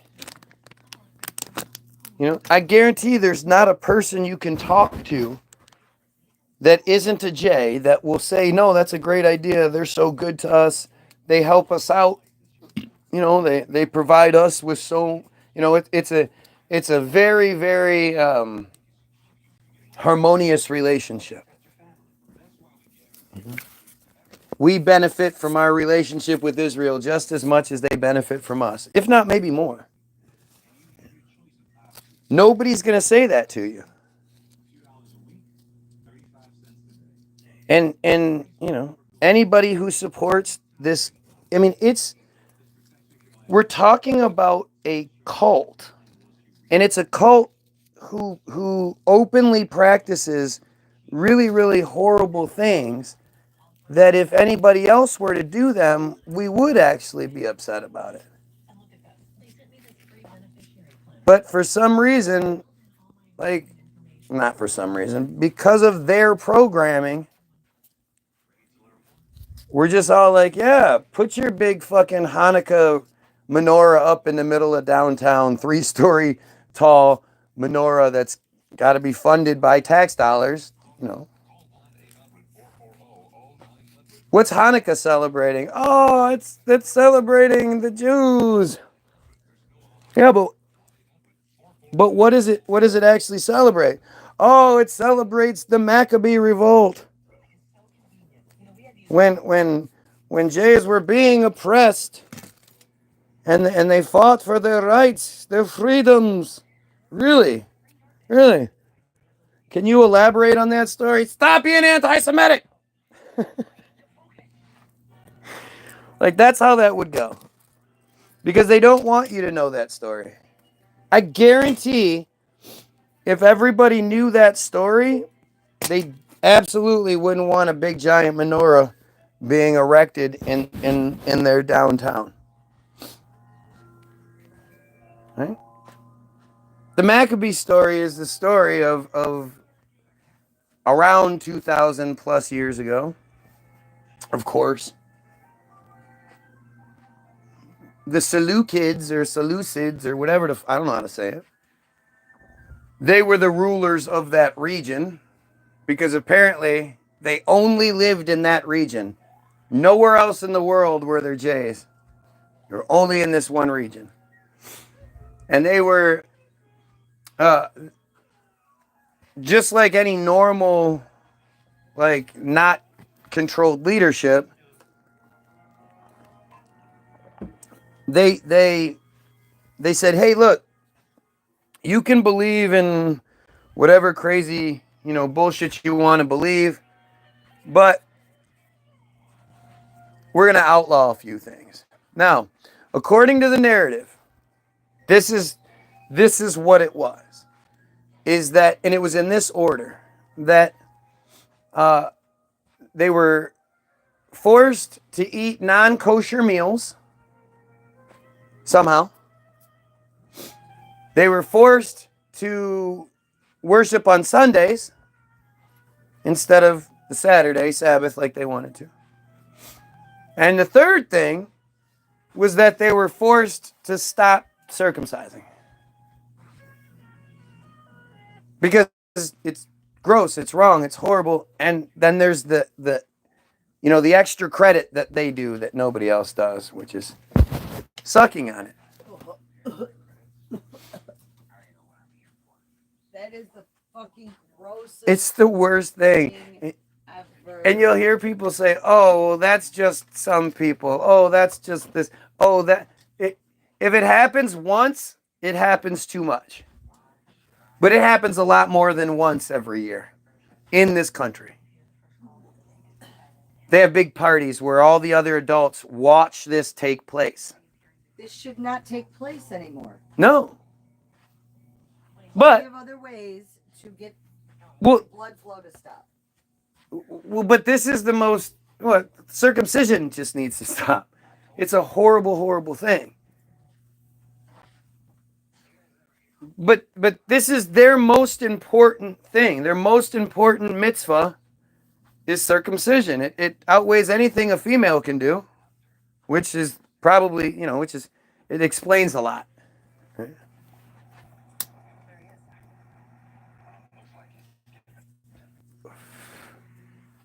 But the Maccabees were this one family who decided they were no longer going to play along and they were going to fucking circumcise. They didn't say anything about they were going to worship on this day and they were going to only eat kosher meat. That wasn't the Maccabee way. The big thing with the Maccabees was the circumcision. So they would go all around the region with their Godspeed and their magic modes of transportation. They happened to know where all the other Jays lived. It is like 2,500 years ago, so makes sense.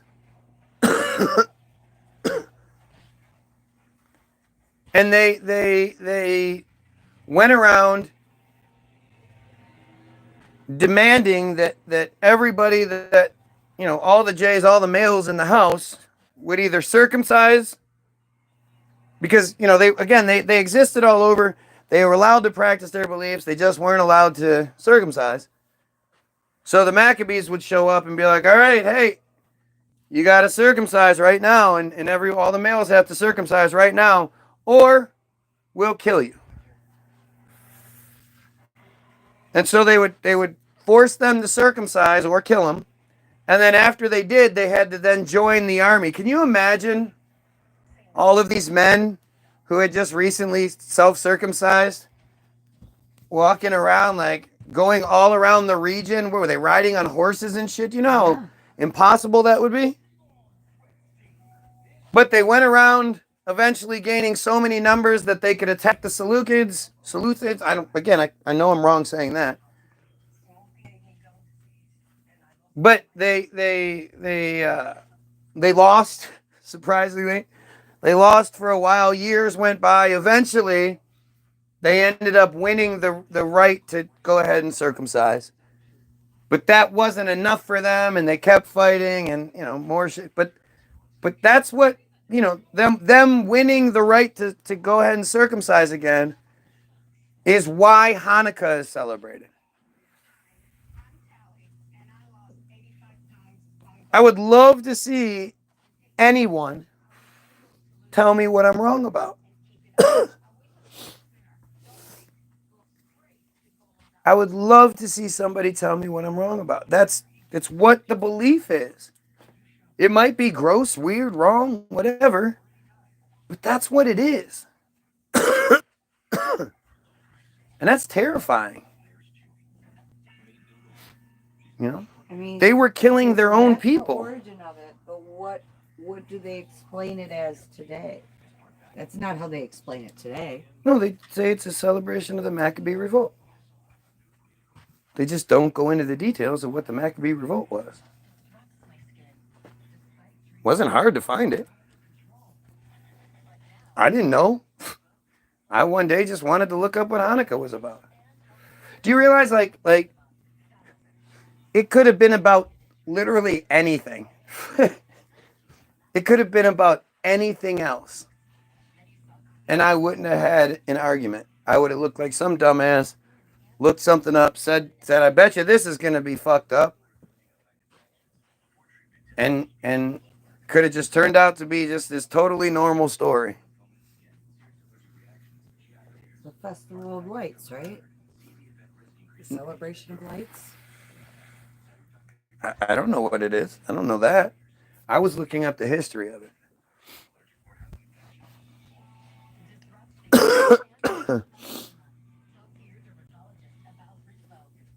It's strange.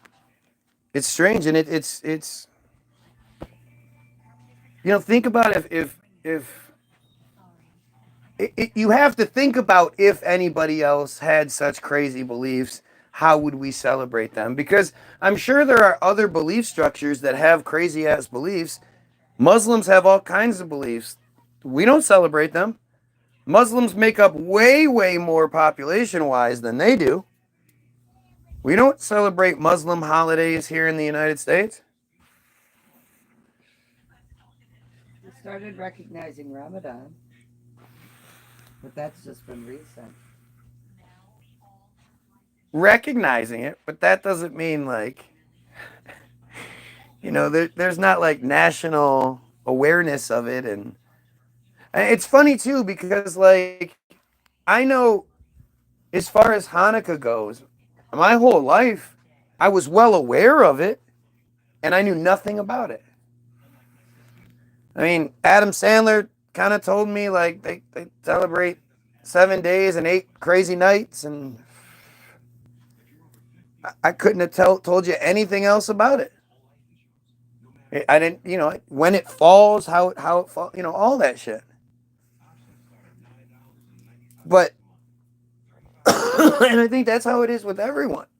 We all know Like, we're all aware of it. We just don't know anything about it. We know we have to like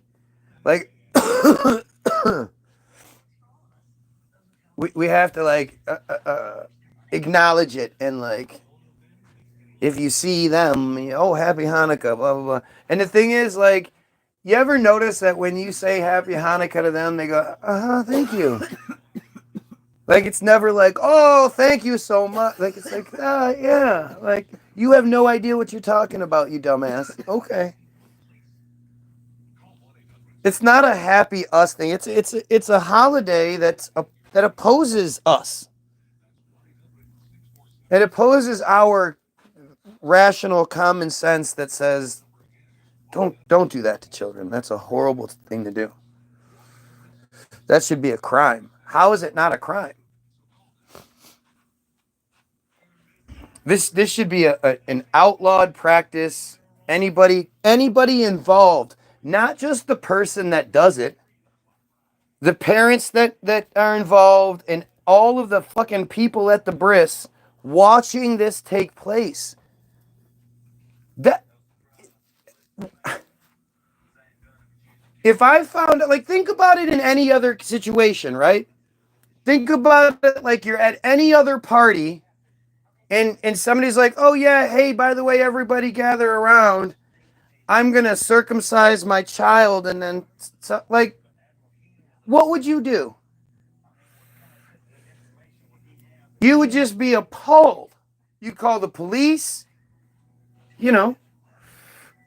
This would be a horrible, horrible thing. And yet it's super joyous because they know they just traumatized this child, and they have to try to do their best to override the trauma. So it's supposed to be this overtly joyous occasion. Like, everybody has their happy joy face, turned all the way up. Because they were raised to believe this is a religious right. That, and I again, I think there's a part of it that they know you have to override this. This is horrendous trauma. At least they wait 8 days. When it's the Goyim, it's done to Goyim men, Goyim males, within hours of being born. Like, almost immediately. But not by people that they love and trust, though. No. That's the other thing. Like, the J kids or babies are. This is by the people that they've already learned. They've established. They've had 8 days to establish trust and love and warmth and comfort and safety, and all these things that an hours old newborn is just barely can see, and it's just like connecting whatever dots it can connect. And imagine the damage that is done when this child is mutilated within. I mean, what the fuck are we even? What is going on here? This is,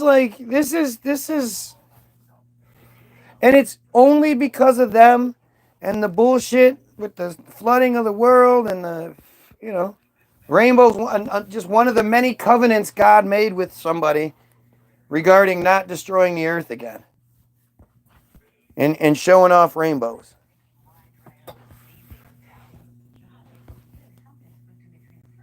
It's just, and we do it. They do it to appease God. We do it or have it done to us as a mark that we are J property. No, it's disguised by medical reasons. But only in the States, because in Europe it's not, they don't do that. They say it's not worth the risks. Yeah, but they don't even use fluoride in their water.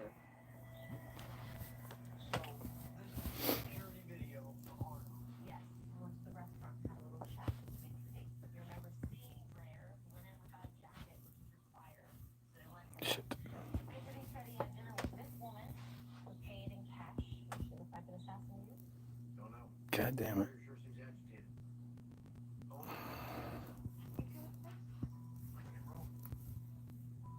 But we are not in Rome. I am in a rush. Did I just skip this?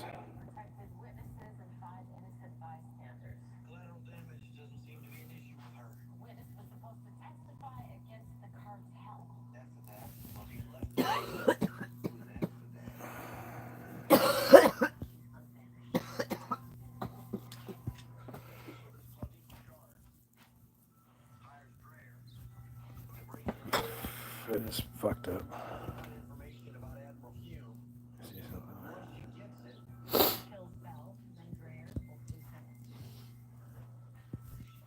Okay, wait a minute.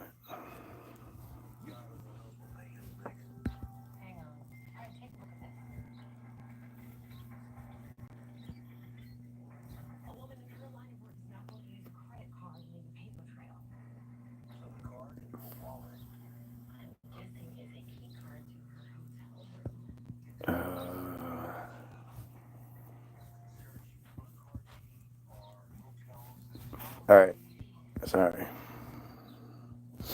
17 KJV. All right. Your favorite part. And when Abram was 90 years old and 9, the Lord appeared to Abram and said unto him, I am the Almighty God. Walk before me and be thou perfect. I love how God always introduces himself as something different. Makes you wonder why. Like, this dude is out handing out nicknames. No, you're not supposed to hand out your own nickname. You call him whatever he wants. He's God. And he's always changing it. He's like, I didn't like that last one. And I will make my covenant between me and thee, and will multiply thee exceedingly. And Abram fell on his face. Did he trip? He tripped. And God talked with him, saying, he fell on his face. Well, pow! As for me, behold, my covenant is with thee, and thou shalt be a father of many nations. Neither shall thy name any more be called Abram, but thy shall be called Abraham. For a father of many nations have I made thee. You add that ham to it. That means father of many nations. Ham. And I will establish my covenant between me and thee, and thy seed after thee in their generations, for an everlasting covenant, to be a God unto thee, and to thy seed after thee. No, this is the Lord's work. And I will give unto thee, and unto thy seed after thee, the land wherein thou art a stranger, all the land of Canaan, for an everlasting possession, and I will be their God. Like, so this is Genesis 17. I mean, 1 is when everything was made. And then the first few chapters were, Adam and Eve and blah, blah, blah. Come to find out, there were people everywhere. Adam and Eve were not the first two people. Because I'm not really sure how everything was so populated. But you always hear these stories about these Jays who apparently were like down and out on their luck and shit.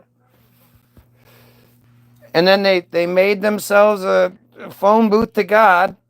And God was like, yeah, well, now just go into that town and be like, yeah, God told me that this all is mine.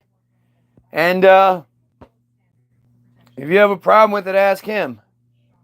And apparently everybody was like, okay, cool, dude. No wonder the Jays think they can do that nowadays, huh? But it's really fucking goofy. Like, they just think that they could just walk into a place and be like, God said this is ours. Why don't you believe me? I mean, again, I will give unto thee and thy seed out of the land where thou art a stranger, right? So there's already people there and they don't like you. All of the land of Canaan for everlasting possession, and I will be their God. So not only do they have their own set of beliefs and whatnot, this guy's going to just walk into the town and be like, yeah, I just talked to a different God than you believe in. He said, this is mine forever and ever. And the people were like, amen. And God said unto Abraham, thou shalt keep my covenant, therefore, thou and thy seed after thee in their generations. Wasn't that what everlasting possession meant? Yes. This is my covenant, which ye shall keep between me and you and thy seed after thee. Every man child among you shall be circumcised. It had a name. He wasn't like, oh, what's that? How did we already know what circumcised meant? He didn't say cut the foreskin off the penis. Right. He said circumcised. Circumcised. So it must have already been a thing. And ye shall circumcise the flesh of your foreskin, and it shall be a token of the covenant betwixt me and you. So is he supposed to wear it around his neck? It's a token. Yeah, just the Make sure you get it all in one cut now. process. And he that is 8 days old shall be circumcised among you, every man child in your generations, that he that is born in the house, or bought with money of any stranger, which is not of thy seed. So slaves. He who is bought.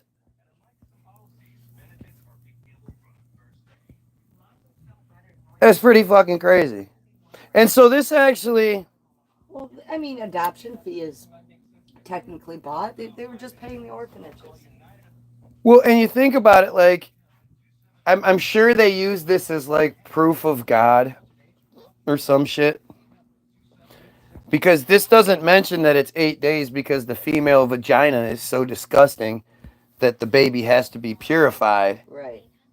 But God was he was saying it beforehand. And see, God knew that it was going to be because of this, even though he didn't mention that or anything.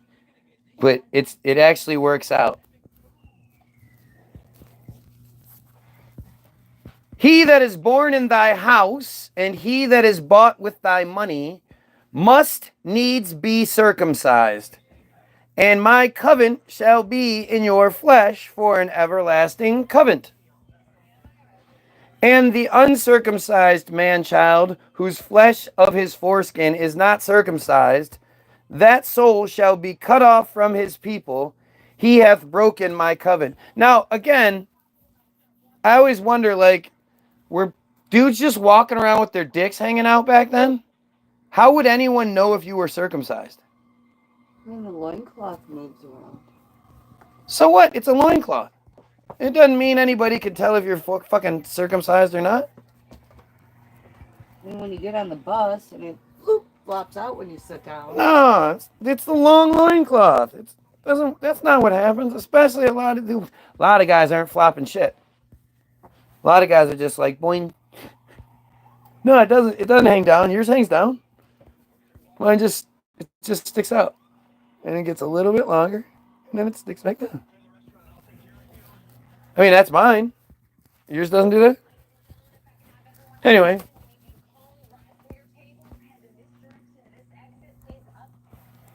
And again, just think about this. Think about the guy you work for, your master, whatever it is, or just the guy that walks into this town that now says this whole thing is mine. Oh, by the way, everybody get over here. I got this rusty pair of scissors I use because, we don't know anything about hygiene and cleanliness. I barely wipe the scissors off each time. Just pull it out, snip, Oh. Oh, how bad is that? Oh, it's so fucking bad. Hold on, let me suck on it. Yeah. Oh, wait. Yeah. Boy, is my mouth tired, sweetheart. Performed 1,000 circumcisions today. Throat's a little. Feels nice. Kept spitting on me. I don't know what that is. They kept spitting on me. I guess it's okay. I think that's like the prize. It's like a cream filling. You know what? I think I don't need to suck on these things as long as I have been, though. Like, I was giving it a good 5-minute sucking. I wanted the blood to stop. Yuck. And the uncircumcised man is blah, blah, blah, blah. He's going to be cut off from his people. So again, it's like, are people like walking around like foreskin check? Is that where blowjob came from? No, because I would imagine if somebody cuts your penis skin and then puts it in your mouth, the last thing you want anybody to do is put that shit in their mouth again. I would imagine there's a lot of trauma that's associated with that. Especially if it's a dude, some old man. Okay, so I've got to cut your skin off and then I got to suck on it a little bit, okay? Don't worry. I'm cauterizing it. Okay? Hey, I'm cauterizing your wounds. Let me just suck on your penis a little bit. What the fuck? Imagine like this. He's talking about all the slaves and shit. So we're talking about people of all ages. You want to do what? Dude, come on. This life sucks enough. Come on, man. I've been working in these fucking fields. I don't got shit. You treat us like shit. Horrible J piece of shit. What's wrong with you? How are you gonna... Dude, just say you're gay. It's cool. Okay? Do we have to do the cutting part? Is that yeah, you like... God said so, huh? Okay. No. Okay. God. Go ahead. I don't have any antiseptic or no numbing agents, right? No, nothing. No. Okay. Oh God. Okay. What am I supposed to do afterward? Get back on the field and get to work, motherfucker. I'm paying you to fucking sit around. Fucking, I've just sucked your dick. Go work, man. Jesus Christ. And God said unto Abraham, as for Sarai, thy wife, thou shalt not call her name Sarai, but Sarah shall be her name. Like, what kind of psychopath is this? He shows up and he's like, yeah, hey, I'm God, the almighty guy who has the best breath. I thought it was no, I'm the guy with the best breath now. Okay? That's what you call me. And your name's it's not Abram, it's Abraham now. Oh, and your wife? Sarai. No, Sarah. Like that. Sarah. Okay, no, let's go. Sarah. Yeah. Like, how does that even sweetheart? So I was talking with God today, and you know how your name's been Angela your whole life? Well, it's going to be Angelie from now on, okay? I need you to... God said it's Angelie. You're like... God said it. What? Were you in the fucking weeds again? What are you doing? Were you in the poppies? No, I swear to God. Ooh, shit. No, I promise a lot. God was like... He was telling... Well, that's not even the worst part, sweetheart.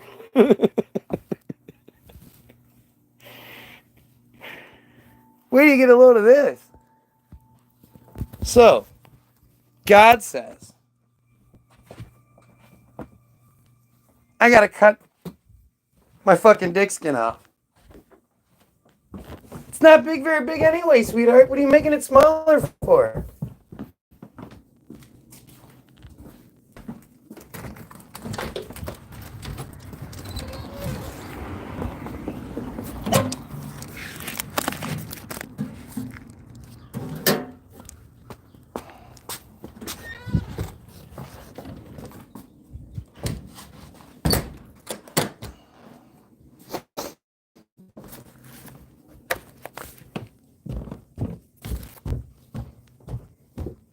And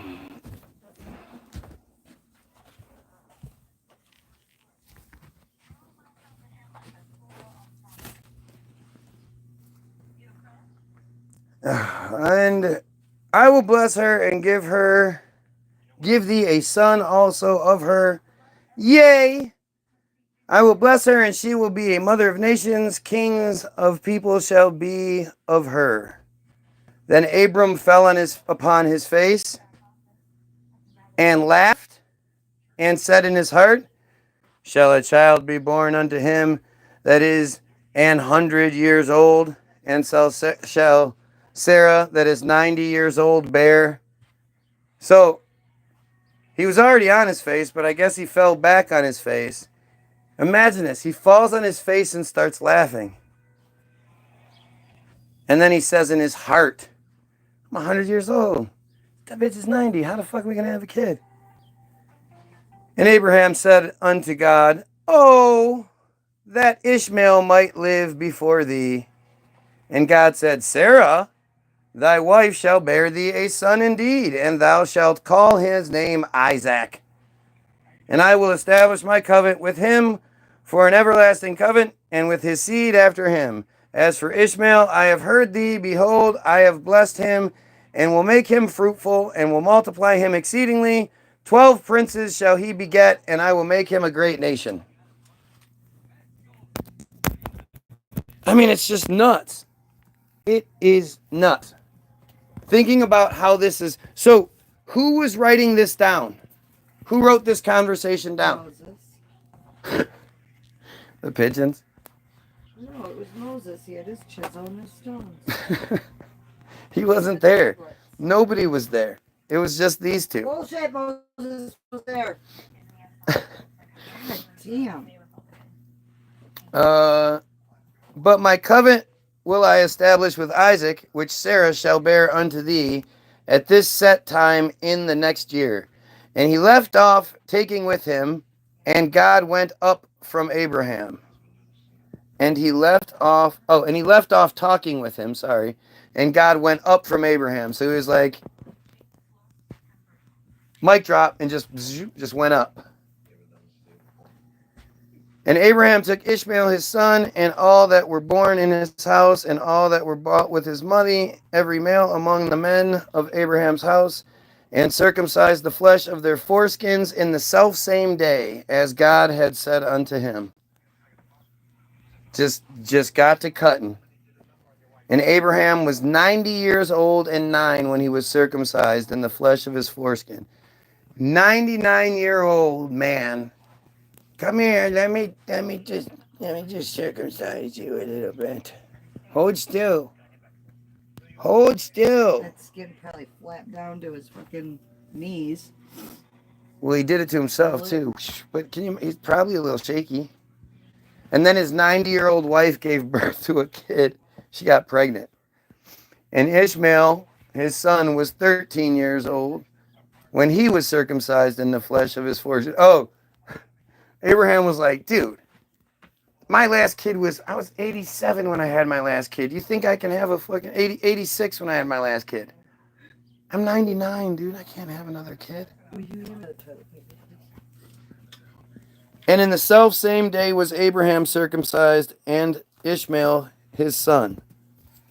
And all the men of his house, born in the house and bought with the money of the stranger, were circumcised with him. That's just how that went. Just cutty. And the Lord appeared unto him in the plains of Maram, and he sat in the tent door in the heat of the day. Oh, this is Genesis 18. So that was just the end of the story. And that was, oh no, we're still talking about it. And he lifted up his eyes and looked, and lo, 3 men stood by him. And when he saw them, he ran down to meet them from the tent door and bowed himself toward the ground and said, my Lord, if now I have found favor in thy sight, pass not away, I pray thee, from thy servant. Let a little water, I pray you, be fetched, and wash your feet, and rest yourselves under the tree. and I will fetch a morsel of bread, and comfort ye your hearts. After that ye shall pass on, for therefore ye come to your servant. And they said, So do as thou hast said. And Abraham hastened into the tent unto Sarah, and said, Make ready quickly 3 measures of fine meal, knead it, and make cakes upon the hearth. And Abraham ran unto the herd, and fetched a calf tender and good, and gave it unto a young man, and he hasted to dress it, killed it. And he took butter and milk, and the calf which he had dressed, and set it before them, and he stood by them under the tree, and they did eat. That was quick. I mean, you would think a lot of what they just said would take a while. Just to think like if let's just say Abraham has like a farm, and he's got to go find the calf and then take it to the young man who dresses calves, who got it all ready to be cooked, and then it had to be cooked. I mean, it probably took a few minutes to be cooked. They guys just sat up under the tree, and they said unto him, Where is Sarah thy wife? And he said, Behold, in the tent. So, wait, these 3 people are who? The Lord appeared unto him in the plains, and he sat in the tent door in the heat of the day, and he lifted up his eyes like the 3 men stood, and he saw them. These 3 men, who are they? And he said, I will certainly return unto thee according to the time of life. And lo, Sarah thy wife shall have a son. And Sarah heard it in the tent door, which was behind him, and was like, Oh, fuck no, I'm 90, motherfucker. My last kid was at 77. I was 77 when I had my last kid. 77.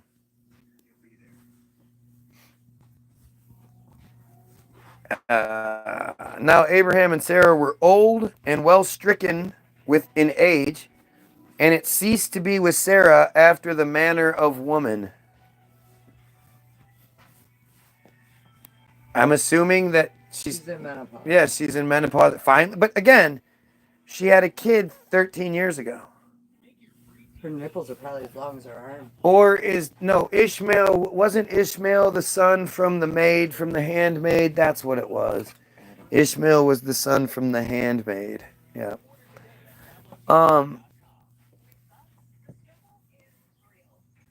Therefore Sarah laughed within herself, saying, Am I waxed old?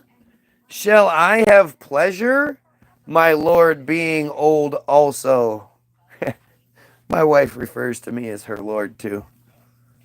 Isn't that right, wife? Lord and Savior, baby. That's right. Bitch better say that shit, or else I will lord it over her.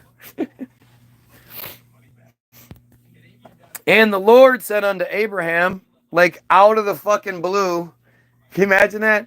You're just sitting there doing whatever, like you're not anywhere near your God phone, so you're not expecting it, and suddenly out of the blue, Abraham's just doing whatever, and God's like, Wherefore did Sarah laugh, saying, Shall I surety bear a child which am old? Have you been drinking again, God?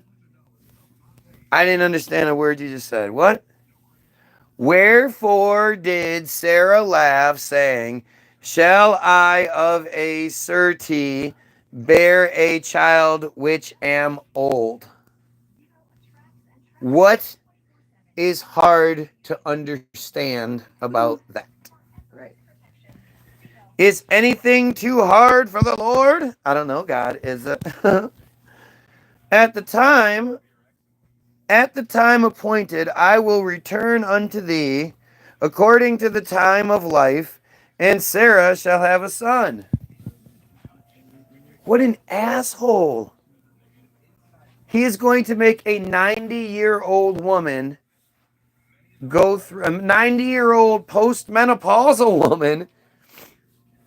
But I mean, it's only 13 years ago she had a kid. I mean, it's not that long.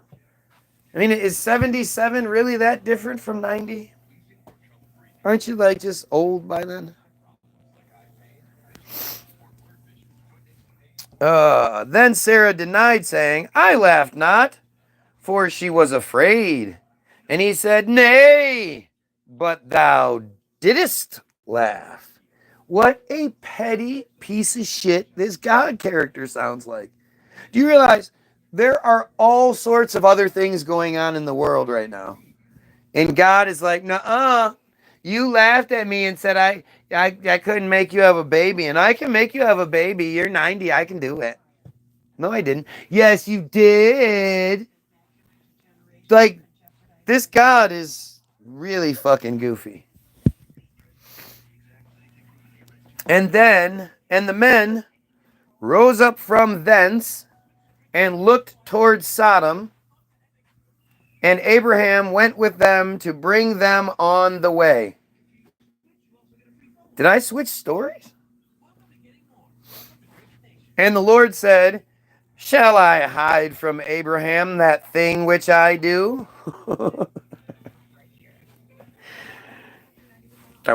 You like that, bitch? That was pretty good, wasn't it? You want me to keep it a secret and just tell him you got magically pregnant? No. How you want this to work, bitch? Seeing that Abraham shall surely become a great and mighty nation, and all the nations of the earth shall be blessed in him. Shall I hide from Abraham the thing which I do, seeing that Abraham shall surely become a great nation, great and mighty nation, and all the nations of earth shall be blessed in him? Okay. America, Abraham. For I know him, that he will command his children and his household after him, and they shall keep the way of the Lord to do justice and judgment, that the Lord may bring upon Abraham that which he hath spoken of him. What? For I know him, that he will command his children and his household after him, and they shall keep the way of the Lord to do justice and judgment, that the Lord may bring upon Abraham which he hath spoken of him. It's a long one. It's like a long verse.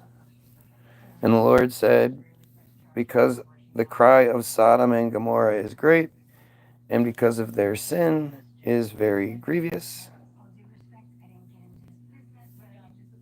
I will go down now and see whether they have done altogether according to the cry of it, which is come unto me, and if not, I will know.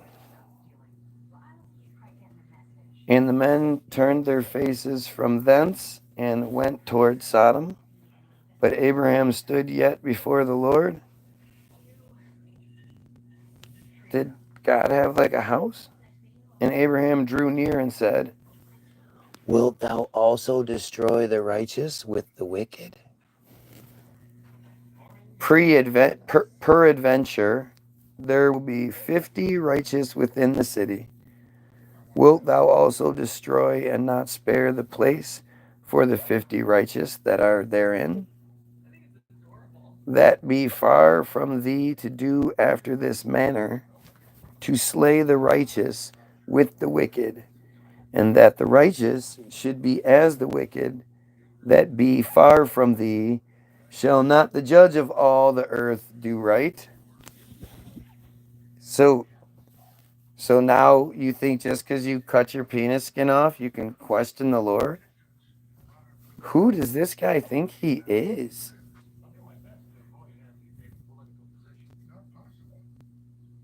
And the Lord said, If I find something in Sodom, 50 righteous within the city, then I will spare all the place for their sakes. But he has to go, right? And the Lord said, and Abraham answered and said, Behold now, I have taken upon me to speak unto the Lord, which am but dust and ashes. Who do you say that to? Peradventure,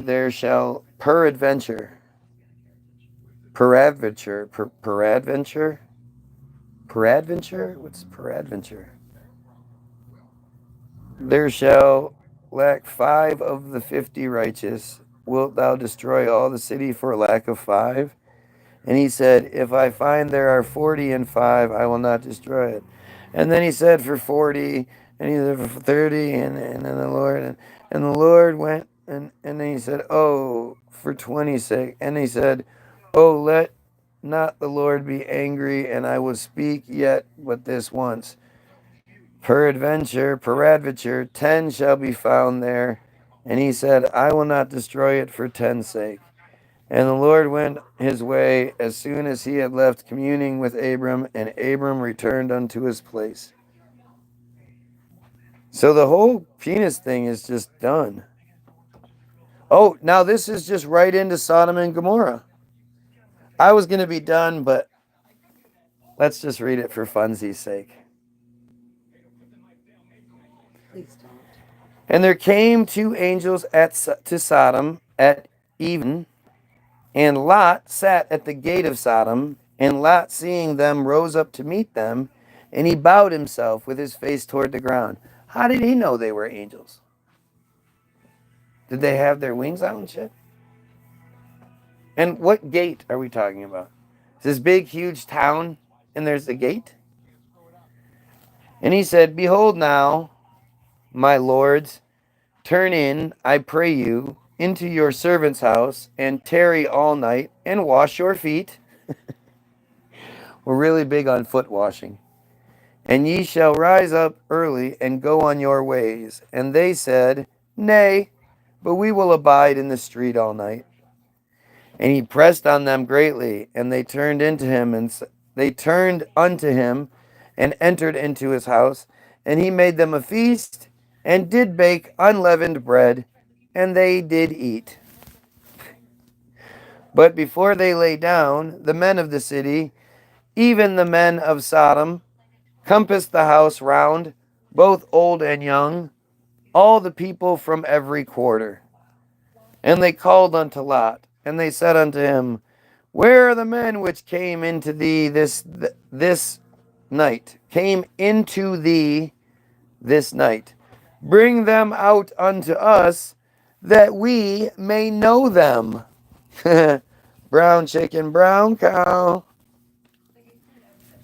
And Lot went out at the door unto them, and shut the door after him, and said, I pray you, brethren, do not so wickedly. Behold, now I have 2 daughters, which have not known a man. Let me, I pray you, bring them out unto you, and do ye to them as in good in your eyes. Only unto these men do nothing, for therefore came they under the shadow of my roof. Here you can rape my virgin daughters.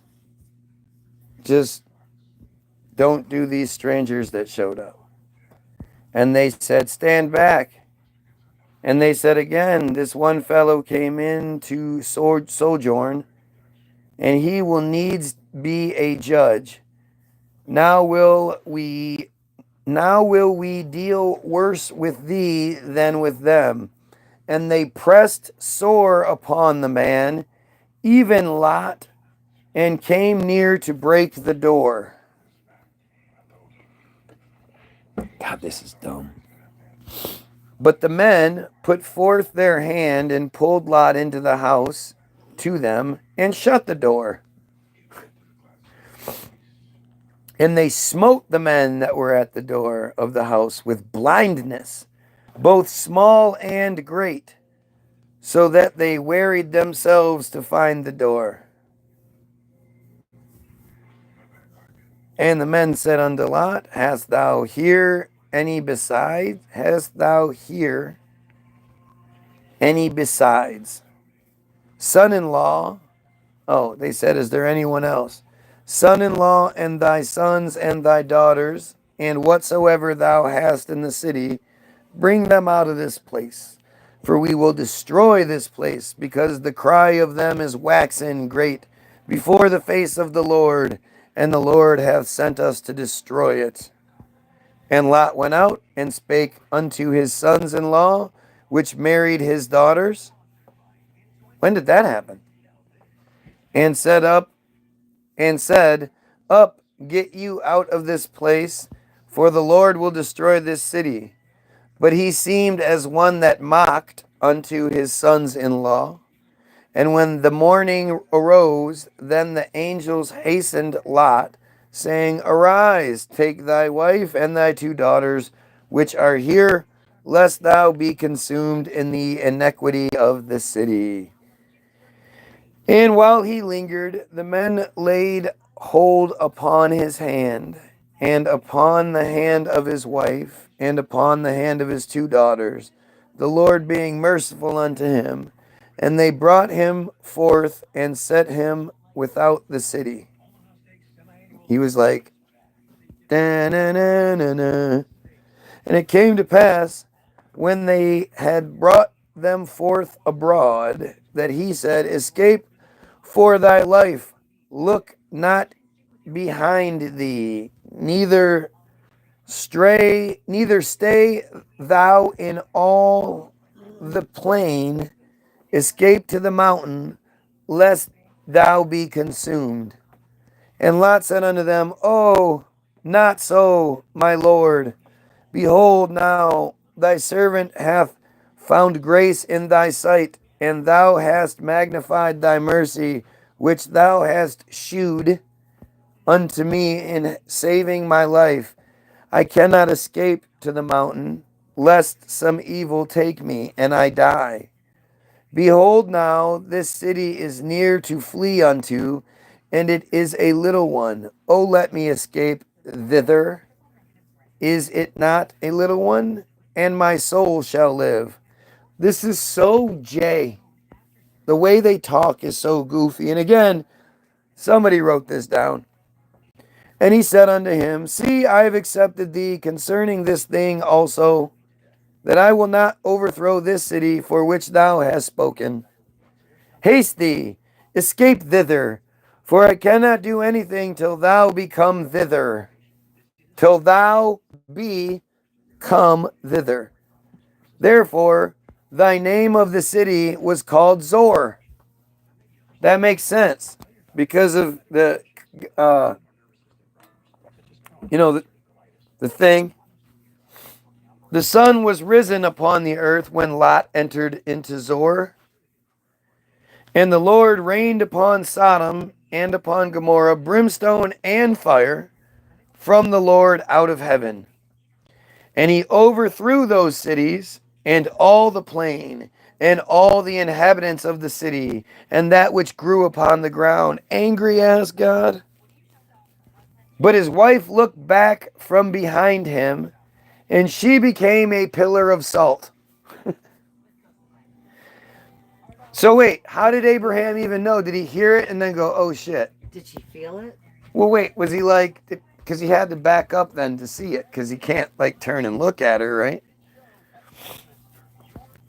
And Abraham was like, nice one, bruv. And Abraham gat, G-A-T, up early in the morning to the place where he stood before the Lord.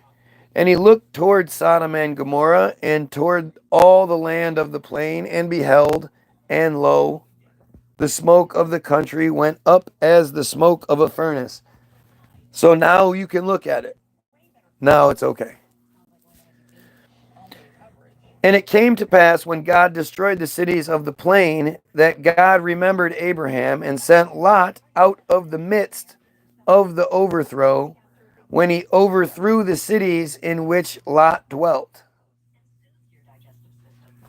And Lot went up out of Zor and dwelt in the mountain, and his 2 daughters with him, for he feared to dwell in Zor, and he dwelt in a cave, he and his 2 daughters. Got to repeat yourself. And the firstborn said unto the younger, Our father is old, and there is not a man in the earth to come in unto us after the manner of all the earth. So there were no more men. Like this is another wipeout story, or are these girls just dumb teenagers? Come, let us make our father drink wine, and we will lie with him. Then we may preserve seed of our father. And they made their father drink wine that night. And the firstborn went in and lay with her father. And he perceived not when she lay down, nor when she arose. And it came to pass on the morrow that the firstborn said unto the younger, Behold, I lay yesternight with my father. Let us make him drink wine this night also, and go thou in and lie with him, that we may preserve seed of our father. And they made their father drink wine that night also, and the younger arose and lay with him, and he perceived not when she lay down, nor when she arose. Thus were both daughters of Lot with child by their father. And the firstborn bare a son, and called his name Moab. The same is the father of the Moabites unto this day. And the younger, she also bare a son, and called his name Benami, the same as the father of the children of Ammon unto this day. You understand why God hates gays now?